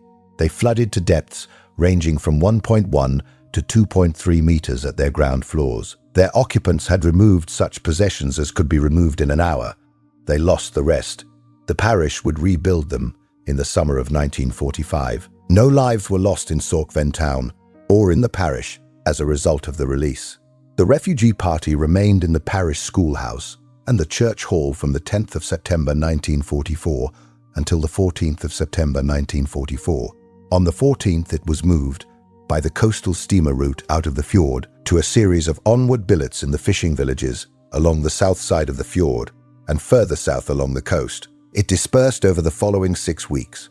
Aslak Gorp and his cedar group settled in the winter of 1944 on the south shore of the fjord at a village called Hamnvik, where they overwintered in a barn belonging to a farmer named Torstein Fossheim, who was the brother of the miller Fossheim of Sørkvenn. In the spring of 1945, after the liberation, Aslak Gorp and his Cedar returned northward to the Reisadalen Valley and rebuilt their summer camp on the high plateau. The Gorp Cedar is, at the time of this writing, still resident in the Reisadalen Valley. Aslak Gorp died in the spring of 1971 at the age of 77. He is buried at the parish cemetery at Kvaningen. The German 20th Mountain Army's rearguard operation continued through October 1944. The loss of the 76-man SS Gebirgsjäger detachment was recorded by the 6th SS Mountain Division Nord as a total operational loss and was attributed in the Divisional Situation Report of the 12th of September 1944 to the sudden failure of a natural or artificial impoundment upstream of the operational area of a magnitude and character consistent with a small hydroelectric installation, presumably as the result of local sabotage or of collateral damage from Allied bombing in the region. No confirmed cause available. The Divisional Situation Report did not name Sørkvenn. It did not name the Sørkvenn-fjord Kraftverk. It did not name Trond Halvorsen. The rearguard operation moved south. The German withdrawal from northern Norway continued. By the end of October 1944, the German rearguard had withdrawn to a defensive line along the Lyngen Fjord in Troms, and the destruction of the Norwegian territory north of that line was substantially complete. The subsequent history of the northern Norwegian population and of the Sami reindeer herding communities is not the subject of this account. It is a subject that has been treated at length elsewhere. The subject of this account is the events at Sørkvenn on the 10th of September 1944. At 10:44 hours on that morning, Trond Halvorsen sat at the desk in the control room of the Sørkvenn-fjord Kraftverk, with his hands folded on the surface of the desk and his eyes on the clock on the wall. Olaf Rigg came into the control room at 10:46 hours. He said nothing. He crossed to the desk. He looked at the shift log. He looked at the operational release note. He read it. He picked up the pen. He countersigned the operational release note as the shift deputy. He set the pen down. He looked at Trond. He said, "I am going to go down to the town." Trond said, "Yes." Ingrid said, "I am going to see what has happened at the cannery and at the houses on the river road." Trond said, "Yes." Ingrid said, "You should come." Trond said, "No." Ingrid said, Rigg said, "The foreman will file the log at 1500. Trond said, "Yes." Rigg said, "The station will need to be inspected. The west abutment will need to be inspected." Trond said, "It will be inspected." Rigg said, "By whom?" Trond said, "By you and by Solheim this afternoon." Rigg said, "You will not be inspecting it." Trond said, "No." Rigg said, "Where will you be?" Trond said, "I will be at the cabin." Rigg said, "For how long?" Trond said, "For the afternoon." Rigg said, "And after the afternoon?" Trond said, "After the afternoon I will come back and sign the day's closing log at 1800, and then I will go up to the cabin again." Rigg said, "And then?" Trond said, "And then tomorrow I will come down at 0600 and open the shift as usual." Rigg looked at Trond for 6 seconds. He said, "Trond." Trond said, "Yes."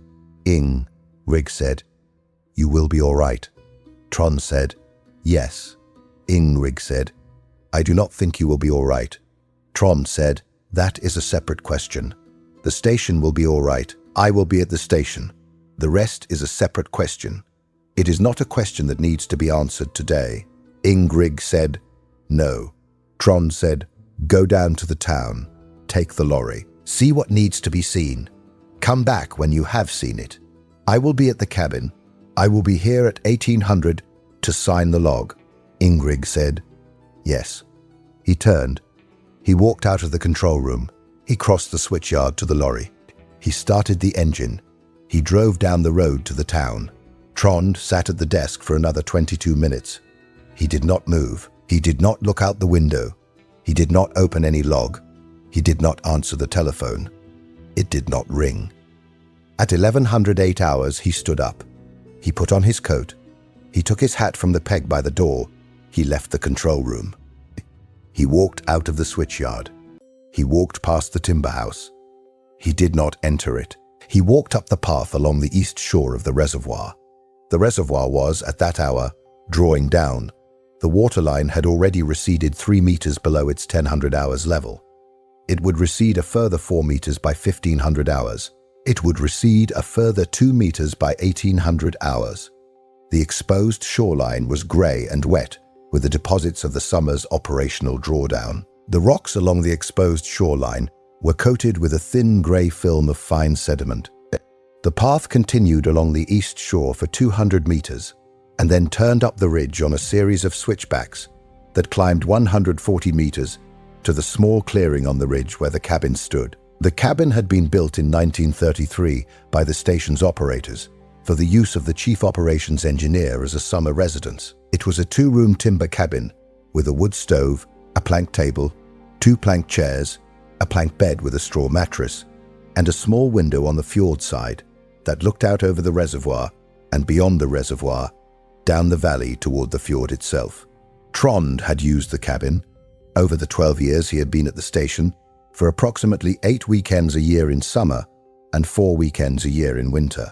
Ingrid had liked the cabin. Sven had used it as a boy for camping trips with his friends from Sørkvenn Parish School. It had not been used since the summer of 1943. Trond reached the cabin at 1132 hours. He unlocked the door. He entered. He hung his coat on the peg behind the door. He set his hat on the peg beside the coat. He crossed to the plank table. He sat on the plank chair on the fjord side of the table. He looked out the window. From the cabin window he could see the reservoir surface in the foreground, the valley below the dam in the middle distance, and the fjord in the far distance. He could not see the town of Sørkvenn from the cabin window, because the town was hidden behind the shoulder of the mountain that formed the west wall of the valley. He could not see the site of the stone road bridge, because the bridge had been below the town in the direction of the fjord. He could not see the cannery. He could not see the mill. He could not see the 4 houses on the river road. He could see, in the middle distance, the natural channel of the Sørkvenn-fjord River below the dam, and he could see, in the far distance, the plume of dust and mist that hung over the valley below the town where the surge had passed. The plume of dust and mist was grey-brown and settled slowly against the northwest wind. It would still be visible from the cabin window at 1500 hours. It would have dispersed by 1800 hours. Trond sat at the plank table for the remainder of the afternoon. He did not eat. He did not drink. He did not read. He did not sleep. He looked out the window. He did not, at any point in the afternoon, speak. He did not, at any point in the afternoon, make any note or record of what he had done. He sat. He was 62 years old. He had been chief operations engineer at the Sørkvenn-fjord Kraftverk since 1932. He had a wife once. He had a son once. He had, at 1043 hours on the morning of the 10th of September 1944, put 1,200 cubic meters per second of water on a stone road bridge across the Sørkvenn-fjord River below the powerhouse of his station, and the bridge had failed. At 1043 hours and 58.6 seconds, and the 76 SS Gebirgsjäger of the rearguard detachment of the 6th SS Mountain Division Nord, who had been on the bridge at that moment, had been carried downstream by the surge and had died in the surge. All 76 of them, without exception. In a period of not more than 8 minutes from the initial impact, he was in his cabin above the reservoir. He was looking at the plume of dust and mist that hung over the valley below the town. He was sitting in the plank chair on the fjord side of the plank table. He was not weeping. He was not speaking. He was looking out the window. He was, in the ordinary engineering register in which he had lived the entirety of his professional life, executing the discharge of the afternoon. At 1740 hours he stood up. He put on his coat. He took his hat from the peg. He locked the cabin. He walked down the ridge on the switchbacks. He walked along the east shore of the reservoir. He passed the timber house. He did not enter it. He crossed the switchyard. He entered the control room. Ing. Rig was there. So was the foreman, Jens Solheim. The wooden tray on the desk was empty. The shift log lay open on the desk. The operational release note had been filed. Solheim had countersigned it with his standard signature at 1500 hours as the shift foreman. He had entered the standard operational notations for the afternoon's continued drawdown. He had entered the standard notations for the temporary shutdown of the 2 Francis turbines at 1400 hours as the reservoir level fell below the intake sill and generation was suspended. He had entered the standard notations for the resumption of generation at 1600 hours after the reservoir level was restored to the intake sill by the closure of the primary sluice-gate and the emergency spillway at 1500 hours and the natural inflow of the following hour. The shift log for the day was, in every respect, a routine operational log for a day on which an emergency drawdown had been performed for the standard reason of a suspected settlement of the west abutment of the dam. Solheim looked up as Trond entered. He said, "Ing. Halvorsen." Trond said, "Foreman Solheim." Solheim said, "The log is in order." Trond said, "Thank you." Solheim said, "I inspected the west abutment at 1530 hours with Ing Rig. We found no evidence of settlement." Trond said, "Good." Solheim said, "I have entered that in the log." Trond said, "Good." Solheim said, "The drawdown was, in the operational judgment of the chief operations engineer at the time of the release, indicated. The subsequent inspection has found no evidence of settlement. This is the standard outcome of a precautionary drawdown." Trond said, "Yes." Solheim said, "I have filed the log. I have countersigned. Ing. Rig has countersigned. The log is closed for the day pending your signature at 1800. Trond said, "Thank you, foreman. Give me the log." Solheim handed him the log. Trond looked at it. He read Solheim's afternoon entries. He read Solheim's countersignature. He read Ingrig's countersignature. He picked up the pen. He signed the log for the day. He set the log in the closed tray. He said, "Thank you, gentlemen. That is the day's shift. Closed." Solheim said, "Ing. Halvorsen." Trond said, "Yes, foreman." Solheim said, "There is a matter downstream. There has been damage in the town." Trond said, "I am aware." Solheim said, "The bridge is gone." Trond said, "Yes." Solheim said, "The cannery is flooded. The mill is flooded. 4 houses are flooded." Trond said, "Yes." Solheim said, "Ing. Rig tells me there were no lives lost." Trond said, "That is my understanding." Solheim said, "It is a considerable loss to the parish nonetheless." Trond said, "Yes, foreman, it is a considerable loss." Solheim said, "The emergency discharge that caused this loss was, as I understand from the log, occasioned by a suspected settlement in the west abutment of the dam." Trond said, "Yes, foreman, that was the operational reason for the discharge." Solheim said, "I inspected the west abutment. I found no settlement."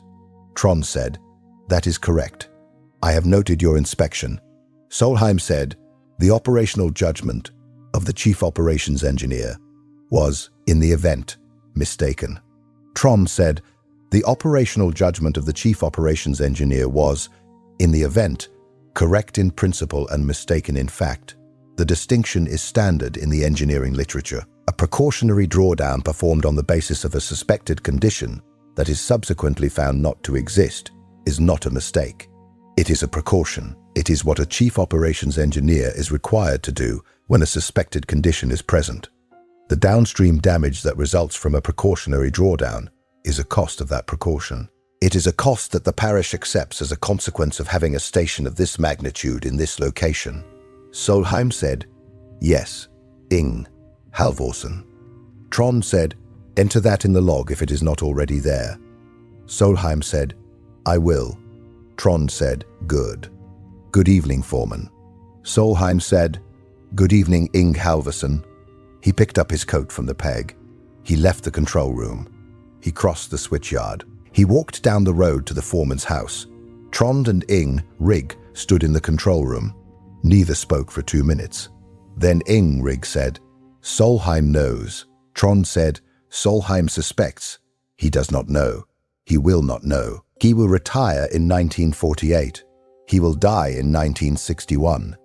He will not have said anything, Rig said. How do you know? Trond said, I know the man. I have known him for 12 years. He will suspect, and he will file, and he will not have said anything. Rig said, and you? Trond said, I have said what I have said. The log stands as it stands. Rig said, will you be all right at the cabin? Trond said, I will be all right at the cabin. Rig said, good night, Trond. Trond said, good night, Olaf. Rig took his coat from the peg. He put it on. He put on his hat. He left the control room. He crossed the switchyard. He walked down the road to the deputy engineer's house. Trond stood alone in the control room for a further 4 minutes. He turned off the desk lamp. He crossed to the window. He looked out across the switchyard toward the reservoir. The reservoir surface, drawn down by 7 meters over the course of the day, lay quiet in the last of the daylight. The loon had gone. The wind had died. The temperature at the powerhouse door was 7 degrees Celsius and falling.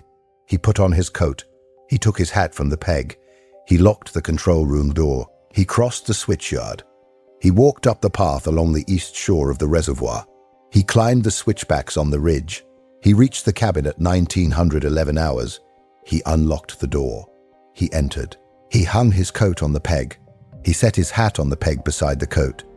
He lit the wood stove. He set a small pot of water on the stove. He waited for the water to boil. He made a cup of tea from the dried herbs that were in a tin on the shelf above the stove. He drank the tea at the plank table by the window. He looked out the window. It was too dark by then to see the plume of dust and mist over the valley below the town. It was too dark to see the valley at all.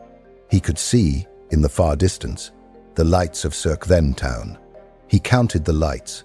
There were fewer than he had expected. He supposed that some of the houses on the river road had not restored their electricity yet, and that some others had chosen, on the night of a considerable loss, not to light lamps. He did not, at any point in the evening, weep. He did not, at any point in the evening, speak. He sat at the plank table with his cup of tea until it was cold. Then he set the cup in the small basin on the shelf. He crossed to the plank bed. He lay down on the plank bed on his back, with his hands folded on his chest. He looked at the ceiling of the cabin. He slept a little. He woke at 0300 hours. He did not move. He looked at the ceiling. He slept a little more. He woke at 0500 hours. He rose from the plank bed. He lit the stove. He made another cup of tea. He drank it at the plank table by the window. It was too dark to see the valley. He put on his coat. He took his hat from the peg. He locked the cabin. He walked down the switchbacks on the ridge. He walked along the east shore of the reservoir. He passed the timber house. He did not enter it. He crossed the switchyard. He unlocked the control room. He entered. He hung his coat on the peg. He set his hat on the peg beside the coat. He turned on the desk lamp. He opened the shift log. He picked up the pen. He wrote, Sørkvenn-fjord Kraftverk. Shift log. Date, 11th September 1944. Shift. Day shift, 0600 to 1800. Operations engineer, T. Halvorsen. Deputy, O. Rig. Foreman, J. Solheim. He set the pen down. He waited for the shift to begin. It was 0548 hours. He had 12 minutes. The rest of the day was routine. He performed the morning rounds at 0630 hours.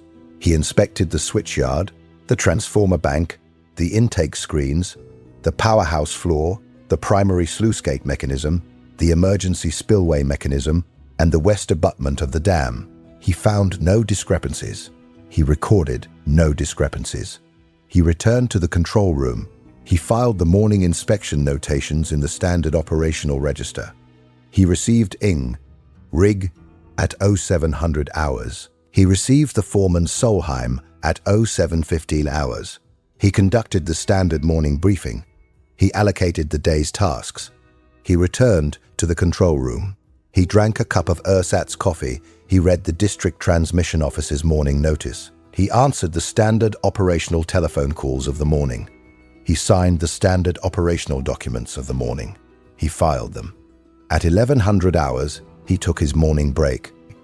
He ate a slice of dark bread and a small piece of cheese from the pantry of the timber house. He returned to the control room. He resumed the standard operational register. At 1500 hours, he took his afternoon rounds. He inspected the same items he had inspected in the morning.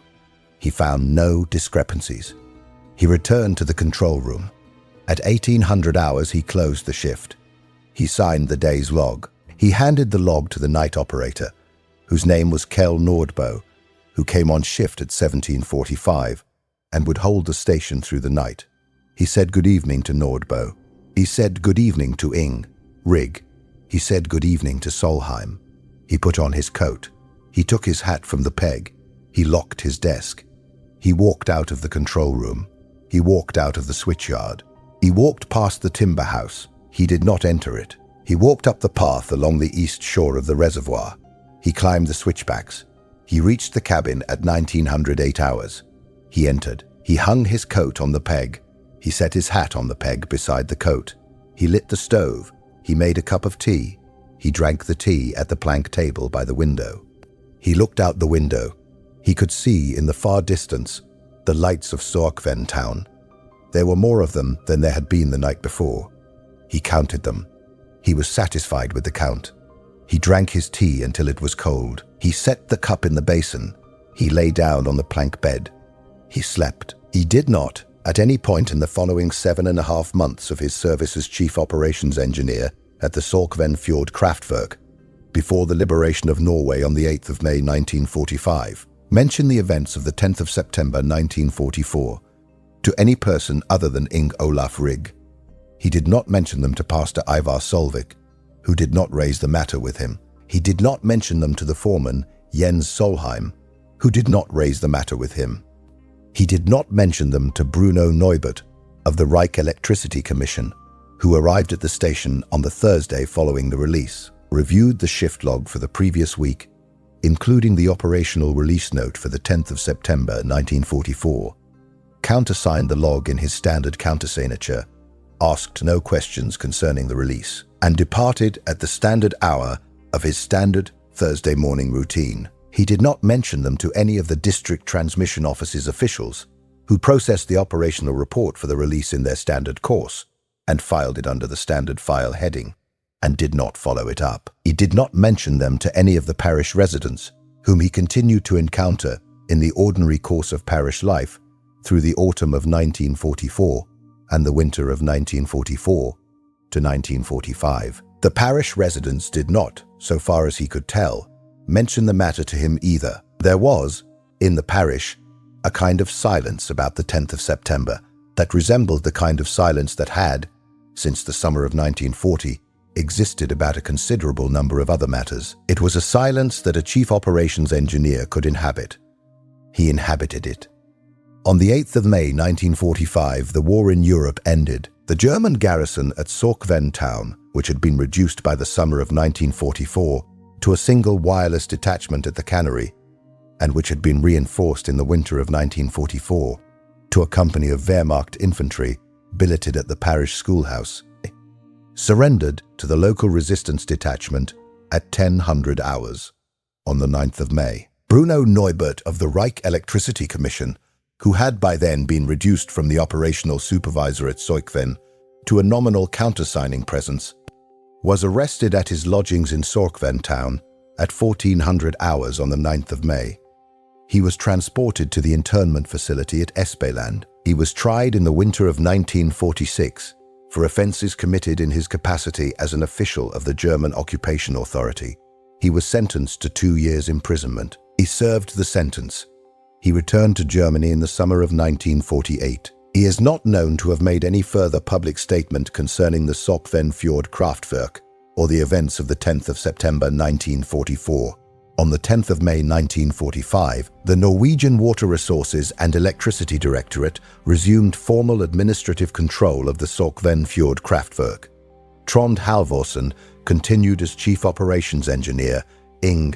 Olaf Rigg continued as Deputy. Foreman Jens Solheim continued as Foreman. The operational log for the 9th and 10th and 11th of May 1945 contains standard operational notations in the Standard Operational Register. It contains no reference to the change of administrative sovereignty. It contains no reference to the events of the 10th of September 1944. Trond Halvorsen continued as Chief Operations Engineer at the Sørkvenn-fjord Kraftverk until his retirement in the summer of 1952, at the age of 70. He was succeeded in the post by his deputy Ing. Olaf Rigg. He continued, after his retirement, to live in the timber house at Sørkvenn, which the Directorate assigned to him for his lifetime under the standard retirement pension arrangement. He continued to walk, on Sundays when the weather permitted, along the shore of the fjord and up onto the ridge above the reservoir, where the two small tarns were, and to sit for an hour on the boulder that overlooked the second tarn. He continued to write, on the 3rd of every month, a brief letter to Pastor Ivar Solvik at the parish church, in which he requested that a prayer be said at the following Sunday's service for Ingrid Halvorsen, who was deceased, and for Sven Halvorsen, whose fate was unknown. Pastor Solvik continued to say the prayer until his own retirement in the autumn of 1954. His successor, Pastor Gunnar Kvale, continued the practice until Trond's death, Graves Commission, and the German Red Cross both, in the post-war decade, attempted to trace the fate of Sven Halvorsen. Neither succeeded. The Ostmark, which had carried Sven from Gdynia to Stettin in December 1943, was sunk by Soviet aircraft in the Baltic in the spring of 1945, and its manifests were lost with it. The Reich Labor Directorate at Stettin had, in the last weeks of the war, destroyed the greater part of its administrative records. The individual conscript files were among those destroyed. Sven Halvorsen was, in the 10th of the report of the Norwegian War Graves Commission of 1952, listed as missing, presumed killed, no further information available, no known grave, region of last confirmed location, Stettin. His name was entered in the register of the Norwegian war dead at the memorial in Oslo. His name was entered on the memorial plaque in the churchyard at Sørkvenn Parish Church, which was dedicated on the 17th of May 1946, and which listed the names of the Sørkvenn parish residents who had died in the war or who were missing and presumed dead. Trond Halvorsen was present at the dedication. He stood at the back of the assembly. He did not speak. He did not, in the 12 years that remained to him after the dedication, ever refer to the memorial plaque, either in conversation or in writing. He died in the timber house at Sørkvenn on the 17th of March 1958. He was 75 years old. He had been found in the morning by the district nurse whose name was, still, Solvar Train, who had walked up from the town at 0800 hours for the standard weekly nursing visit. He was in his bed. He had died in his sleep of causes that Dr. Backe, in the standard course of a rural doctor's certification of a rural death, entered on the death certificate as cardiac failure, probable underlying coronary disease, no other findings. He was buried in the churchyard at Sørkvenn Parish Church in the grave next to Ingrid's. Pastor Kvale delivered the eulogy. Ing. Olaf Rigg, by then aged 52, and himself the Chief Operations Engineer at Sørkvenn-fjord Kraftverk, delivered a further address in his capacity as Trond's successor and colleague. The address was brief. It concerned Trond's 41 years of service in the Directorate and his 26 years at Sørkvenn. It did not refer to the events of the 10th of September 1944. Ing. Rigg would live for a further 19 years and would, at his own retirement in 1974, deliver a short written memorandum to the Directorate Archives concerning the operational log entry for the 10th of September 1944. The memorandum was placed in a sealed envelope with an instruction that it not be opened until the 50th anniversary of the events described. It was opened in September 1994. It confirmed in the Standard Engineering Register of a Directorate Memorandum that the operational release note in the log entry for the 10th of September 1944 described a release performed not for the reason stated, but for a different reason, and that the different reason was the presence At the Stone Road Bridge across the Sørkvenn-fjord River below the station, of a 76-man SS Gebirgsjäger detachment in pursuit of a party of 720 Sami and coastal Norwegian refugees. It named the individuals involved. It named Trond Halvorsen as the chief operations engineer who had performed the release. It named Inge Olaf Rigg as the deputy engineer who had, by the pre-arming of the switchyard alarm bell to the offstate, made it possible for the release to occur without downstream warning. It named Pastor Ivar Solvik as the parish priest who had conveyed the request for assistance from the refugee party, and who had, in the interval between the request and the release, evacuated the cannery and the mill and the 4 houses on the river road and prevented civilian loss of life.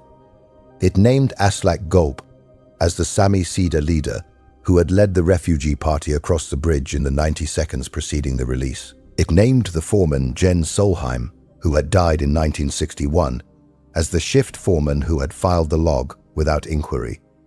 It did not name the 76 SS Gebirgsjäger of the detachment. It stated that the identities of the 76 were known, but that, in the memorandum's judgment, the naming of them served no useful purpose in a document intended to record an act performed against them by a Norwegian civil engineer. The memorandum concluded, in Ing. Rigg's own hand, with a single paragraph in the standard engineering register, the release was executed according to the pre-calculated hydraulic parameters. The primary sluice-gate and the emergency spillway were operated in the standard manner. The surge wave arrived at the Stone Road Bridge at 10:43 hours and 47 seconds. The bridge failed at 10:43 hours and 58.6 seconds. The 76 SS Gebirgsjäger of the detachment perished in the surge.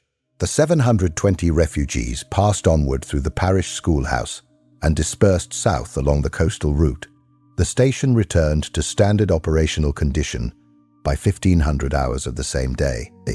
The chief operations engineer of the station filed the shift log at 1800 hours of the same day.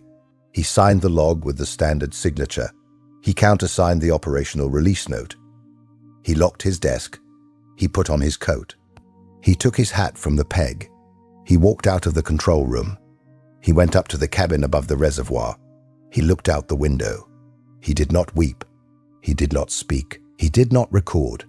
He was in the ordinary engineering register of his profession in every respect and in every particular, and to the last measurable moment of that afternoon, the chief operations engineer of the Sørkvenn-fjord Kraftverk. He was 62 years old. He had, in the professional judgment of his deputy, done what the situation required. He would do it again. Signed, Ing. Olaf Rigg, Chief Operations Engineer, retired. 15th of June 1974. The memorandum was returned to the archive. The archive is at the Directorate's headquarters in Oslo. The archive is open to researchers. The events of the 10th of September 1944 at the Sørkvenn-fjord Kraftverk are in the historical record of the Norwegian resistance to the German occupation, a small entry among many. They are not, in that record, prominent. They are not commemorated by any plaque at the site of the station, or at the site of the bridge, or in the churchyard at Sørkvenn. The Stone Road Bridge was rebuilt in the summer of 1946 by the County Road Authority in a new position 20 meters downstream of the original, on new piers of poured concrete. It is not the same bridge. It carries the same road. The cannery was rebuilt to its former specification and continues in operation. The Fossheim Mill continues in operation. The 4 houses on the river road were rebuilt in the summer of 1945 and continue to be occupied. The Sørkvenn-fjord Kraftverk continues in operation. It was upgraded in the 1960s with a 3rd Francis turbine. It is now rated at 68 megawatts. The primary sluice-gate and the emergency spillway are the original 1931 installations. They have been maintained in operating condition. The primary sluice-gate has been opened. In the 72 years since the 10th of September 1944, 4 times for routine drawdowns performed for inspection and maintenance purposes. The emergency spillway has been opened in the same period, once, for a routine test in 1978. The station's operational log for the 10th of September 1944 remains in the archive at Oslo. It contains the operational release note in the standard form, signed by Trond Halvorsen at 10:11 hours, countersigned by Ing Olaf Rigg at 10:46 hours, countersigned by the foreman Jens Solheim at 1500 hours, and countersigned by Bruno Neubert of the Reich Electricity Commission at 0900 hours on the 15th of September 1944. The signature blocks are in the standard operational register. The note is, in every particular, a routine operational release note. Trond Halvorsen's grave in the churchyard at Sørkvenn bears the standard granite headstone provided under the Directorate's retirement pension arrangement.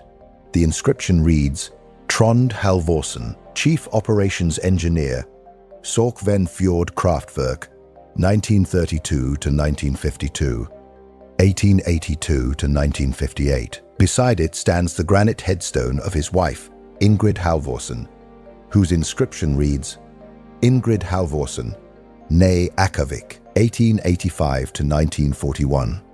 Beside them, on a smaller plinth of the same granite, is a plaque set into the ground at the base of the two headstones. The plaque was placed there in the autumn of 1958 by Trond's own instruction, communicated to Pastor Kvaal in the winter of 1957, and paid for from a small residue of Trond's estate. It reads, Sven Halvorsen, missing since December 1943, region of last confirmed location, Stettin, no known grave. The plaque is the only stone at Sørkvenn that names Sven. The grave itself is empty. The plot is reserved. Aslak Gope, in the 7 years he outlived Trond, made one pilgrimage to Sørkvenn Parish Church in the summer of 1964. At the age of 71, he came alone. He arrived on the coastal steamer. He walked the 2 kilometers from the dock to the churchyard. He stood at the Halvorsen graves for approximately 9 minutes. He did not speak. He did not weep. He walked back to the dock. He caught the evening steamer north. He did not tell anyone in Sørkvenn who he was. Pastor Kvaal, who was in the sacristy at the time of the visit, saw him from the sacristy window and later, in his parish diary, recorded the visit as an elderly Sami man in traveling clothes, approximately 70 years of age, at the Halvorsen graves for approximately 9 minutes. He said nothing. He gave no name. He left by the same path he had come. Pastor Kvaal did not know who the elderly Sami man was. He would learn, in the autumn of 1971, from the notice of Aslak Gope's death in the Nordlys newspaper, which reprinted a photograph from the 1964 coastal steamer schedule that showed, incidentally, an elderly Sami man boarding the steamer at Sørkvenn dock in the summer of that year. He recognized the man in the photograph. He wrote it down in his diary. He did not mention it to anyone else. The diary entry is dated the 23rd of November, 1971. It is available for inspection. The events of the 10th of September 1944 are, in the fullness of the historical record, a matter of hydraulic engineering and of the ordinary decisions that ordinary men make in extraordinary hours. Trond Halvorsen, Chief Operations Engineer of the Sørkvenn-fjord Kraftverk, was 62 years old. His wife was dead. His son was gone. He had been trained, over the course of his professional life, to place his hand on a lever and to move it from the closed position to the fully open position with a mechanical resistance of 14 kilograms and a mechanical distance of 78 centimeters, and to know, at the moment of that motion, the discharge that would issue from the sluice-gate at the base of the dam, the velocity of the surge that would travel through the natural channel below the tail race, and the arrival time of the surge at every cross-section for a distance of 11 kilometers downstream. He had trained for that motion for 40 years. He performed it once, in his professional life, for a purpose other than the operational management of his station. He performed it at 10:43 hours on the 10th of September 1944. The mechanical distance was 78 centimeters. The mechanical resistance was 14 kilograms. The full travel was completed in 3.6 seconds. The surge arrived at the stone road bridge across the Sørkvenn River at 47 seconds after the release.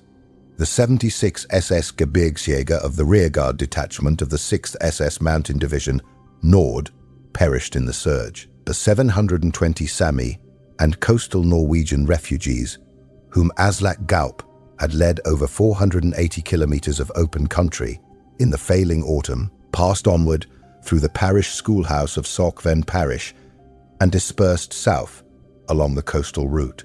Aslak Gaup returned in the spring of 1945 to his summer plateau in the Reisadalen Valley. He would live another 26 years. Trond Halvorsen returned that afternoon to his cabin above the reservoir. He would live another 13 years. He would not, in those 13 years, ever speak of what he had done.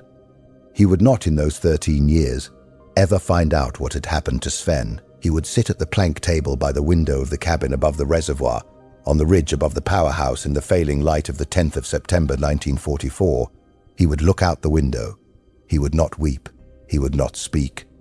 He would look at the plume of dust and mist over the valley below the town, and he would look, in the far distance, at the fjord beyond it, and he would look, in the further distance beyond the fjord, at the open sea to the west, and he would, in his own private engineering register, understand that the surge he had put on the bridge that morning had travelled, in the natural channel of the Sørkvenn-fjord River, a distance of 1,400 meters from the powerhouse tail race to the head of the fjord delta, and that the delta had received the surge and had absorbed it, and that the fjord beyond the delta had received the outflow of the delta and had absorbed it, and that the open sea beyond the fjord had received the outflow of the fjord and had absorbed it, and that the open sea beyond the fjord extended, in a manner of speaking, to every other sea in the world, and to every other harbour, and to every other port at which a train from Greeny might have arrived in the winter of 1943, and to every other place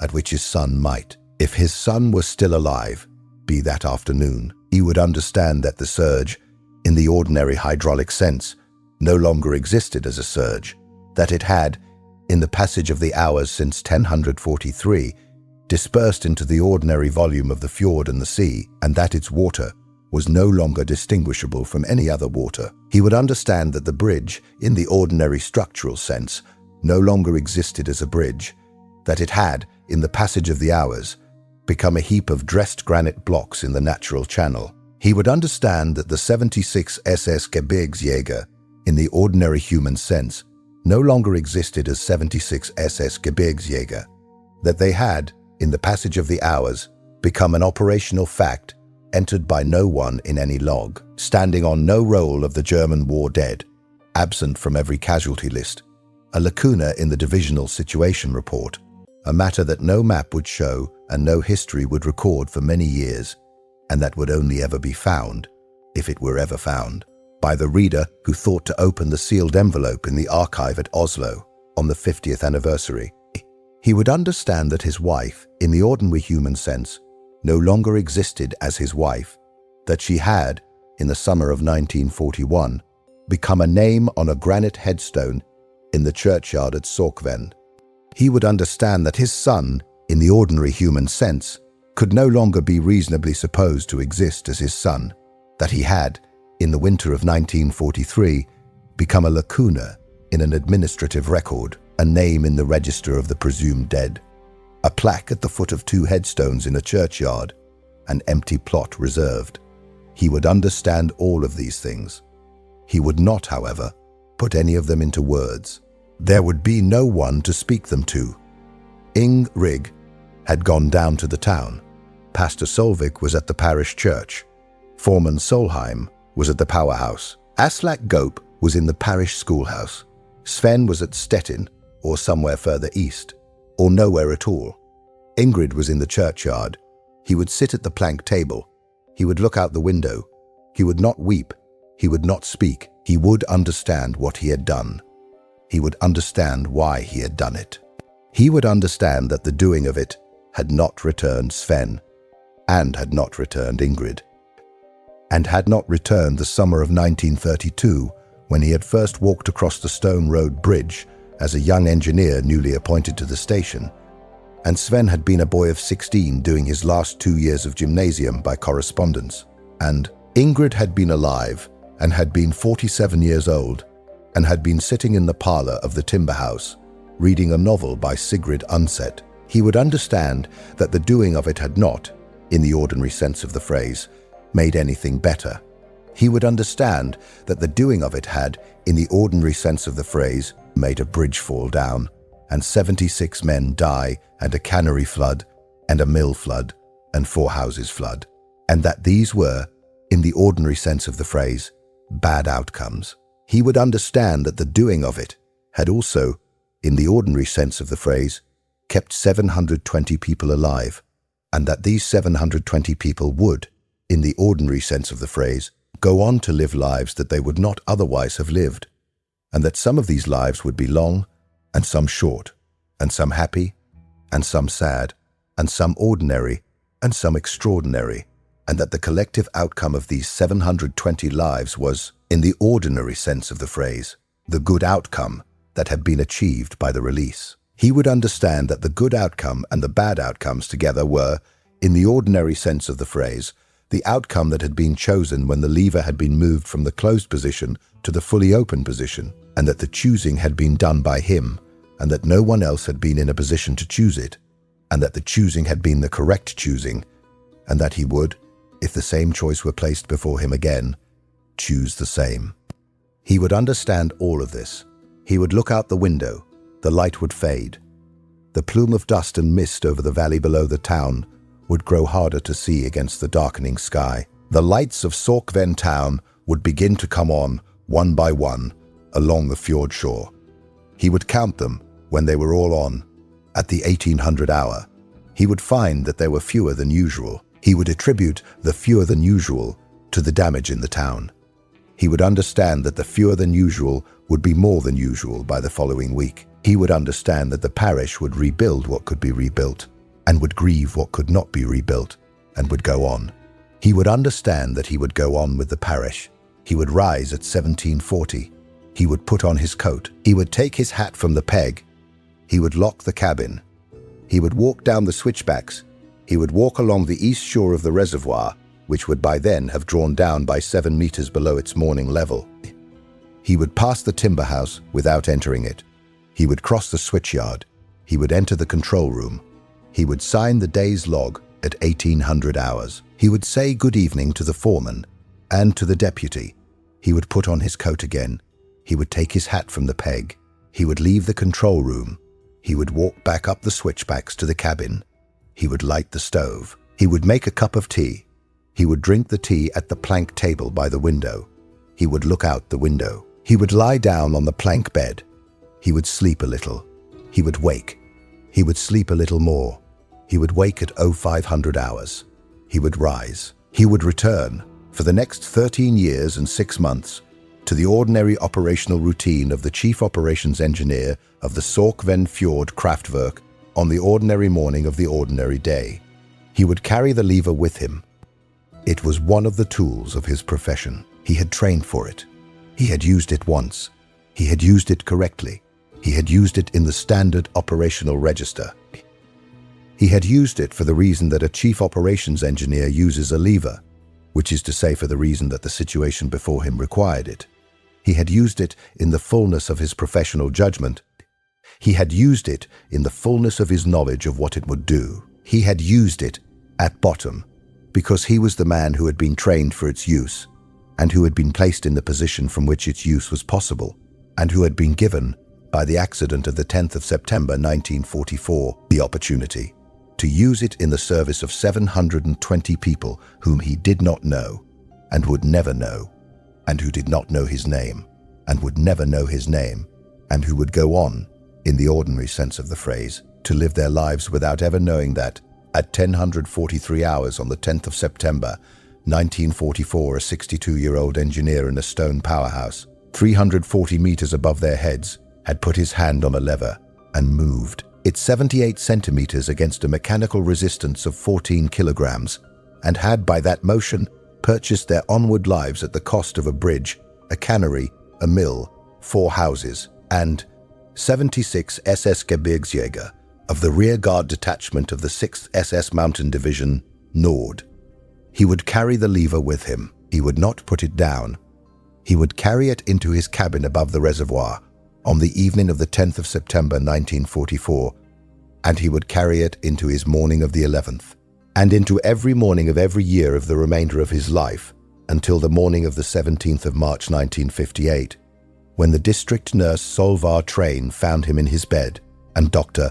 Backe entered on the death certificate, the standard cause of a rural death, and Pastor Cavale delivered the eulogy in the churchyard at Sørkvenn, beside Ingrid's headstone, and beside the empty plot reserved for Sven, and beside the small granite plaque set into the ground at the base of the two headstones that named a son missing since December 1943, region of last confirmed location, Stettin, no known grave. The lever would be, on the morning of the 17th of March 1958, still in his hand. It would go with him into the grave. It would remain there. It would not come out. The station continues in operation. The valley remains inhabited. The parish continues its life. The reservoir holds 41 million cubic meters at full pool. The primary sluice-gate discharges 250 cubic meters per second. The emergency spillway discharges 950. The head between the reservoir surface and the powerhouse penstock intake is 340 meters of vertical drop. The head between the powerhouse tail race and the New Stone Road Bridge across the Sørkvenn River is 170 meters of vertical drop. The surge wave, if ever released, would arrive at the new bridge in 47 seconds. This is a calculated figure. It is on file at the station. It has been calculated and recalculated and is entered in the standard hydraulic tables of the 3rd edition Krog manual, which is on the shelf above the desk in the control room. It is a figure. It is a calculation. It is the sort of thing that a chief operations engineer of the Sørkvenn-fjord Kraftverk keeps in his head, along with the discharge capacities and the head elevations and the reservoir volume and the standard operational register and the standard operational forms and the standard signature and the location of the primary sluice-gate lever and the emergency spillway lever and the location of the switchyard alarm bell and the arming state of the switchyard alarm bell. It is the sort of thing that is not in the ordinary course of a chief operations engineer's career ever used.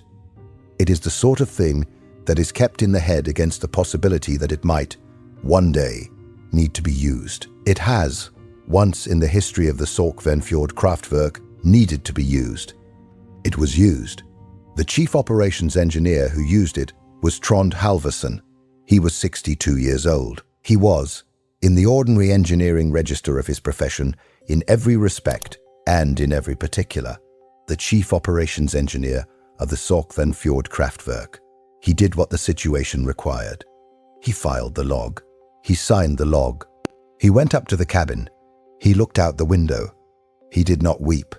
He did not speak. He went on.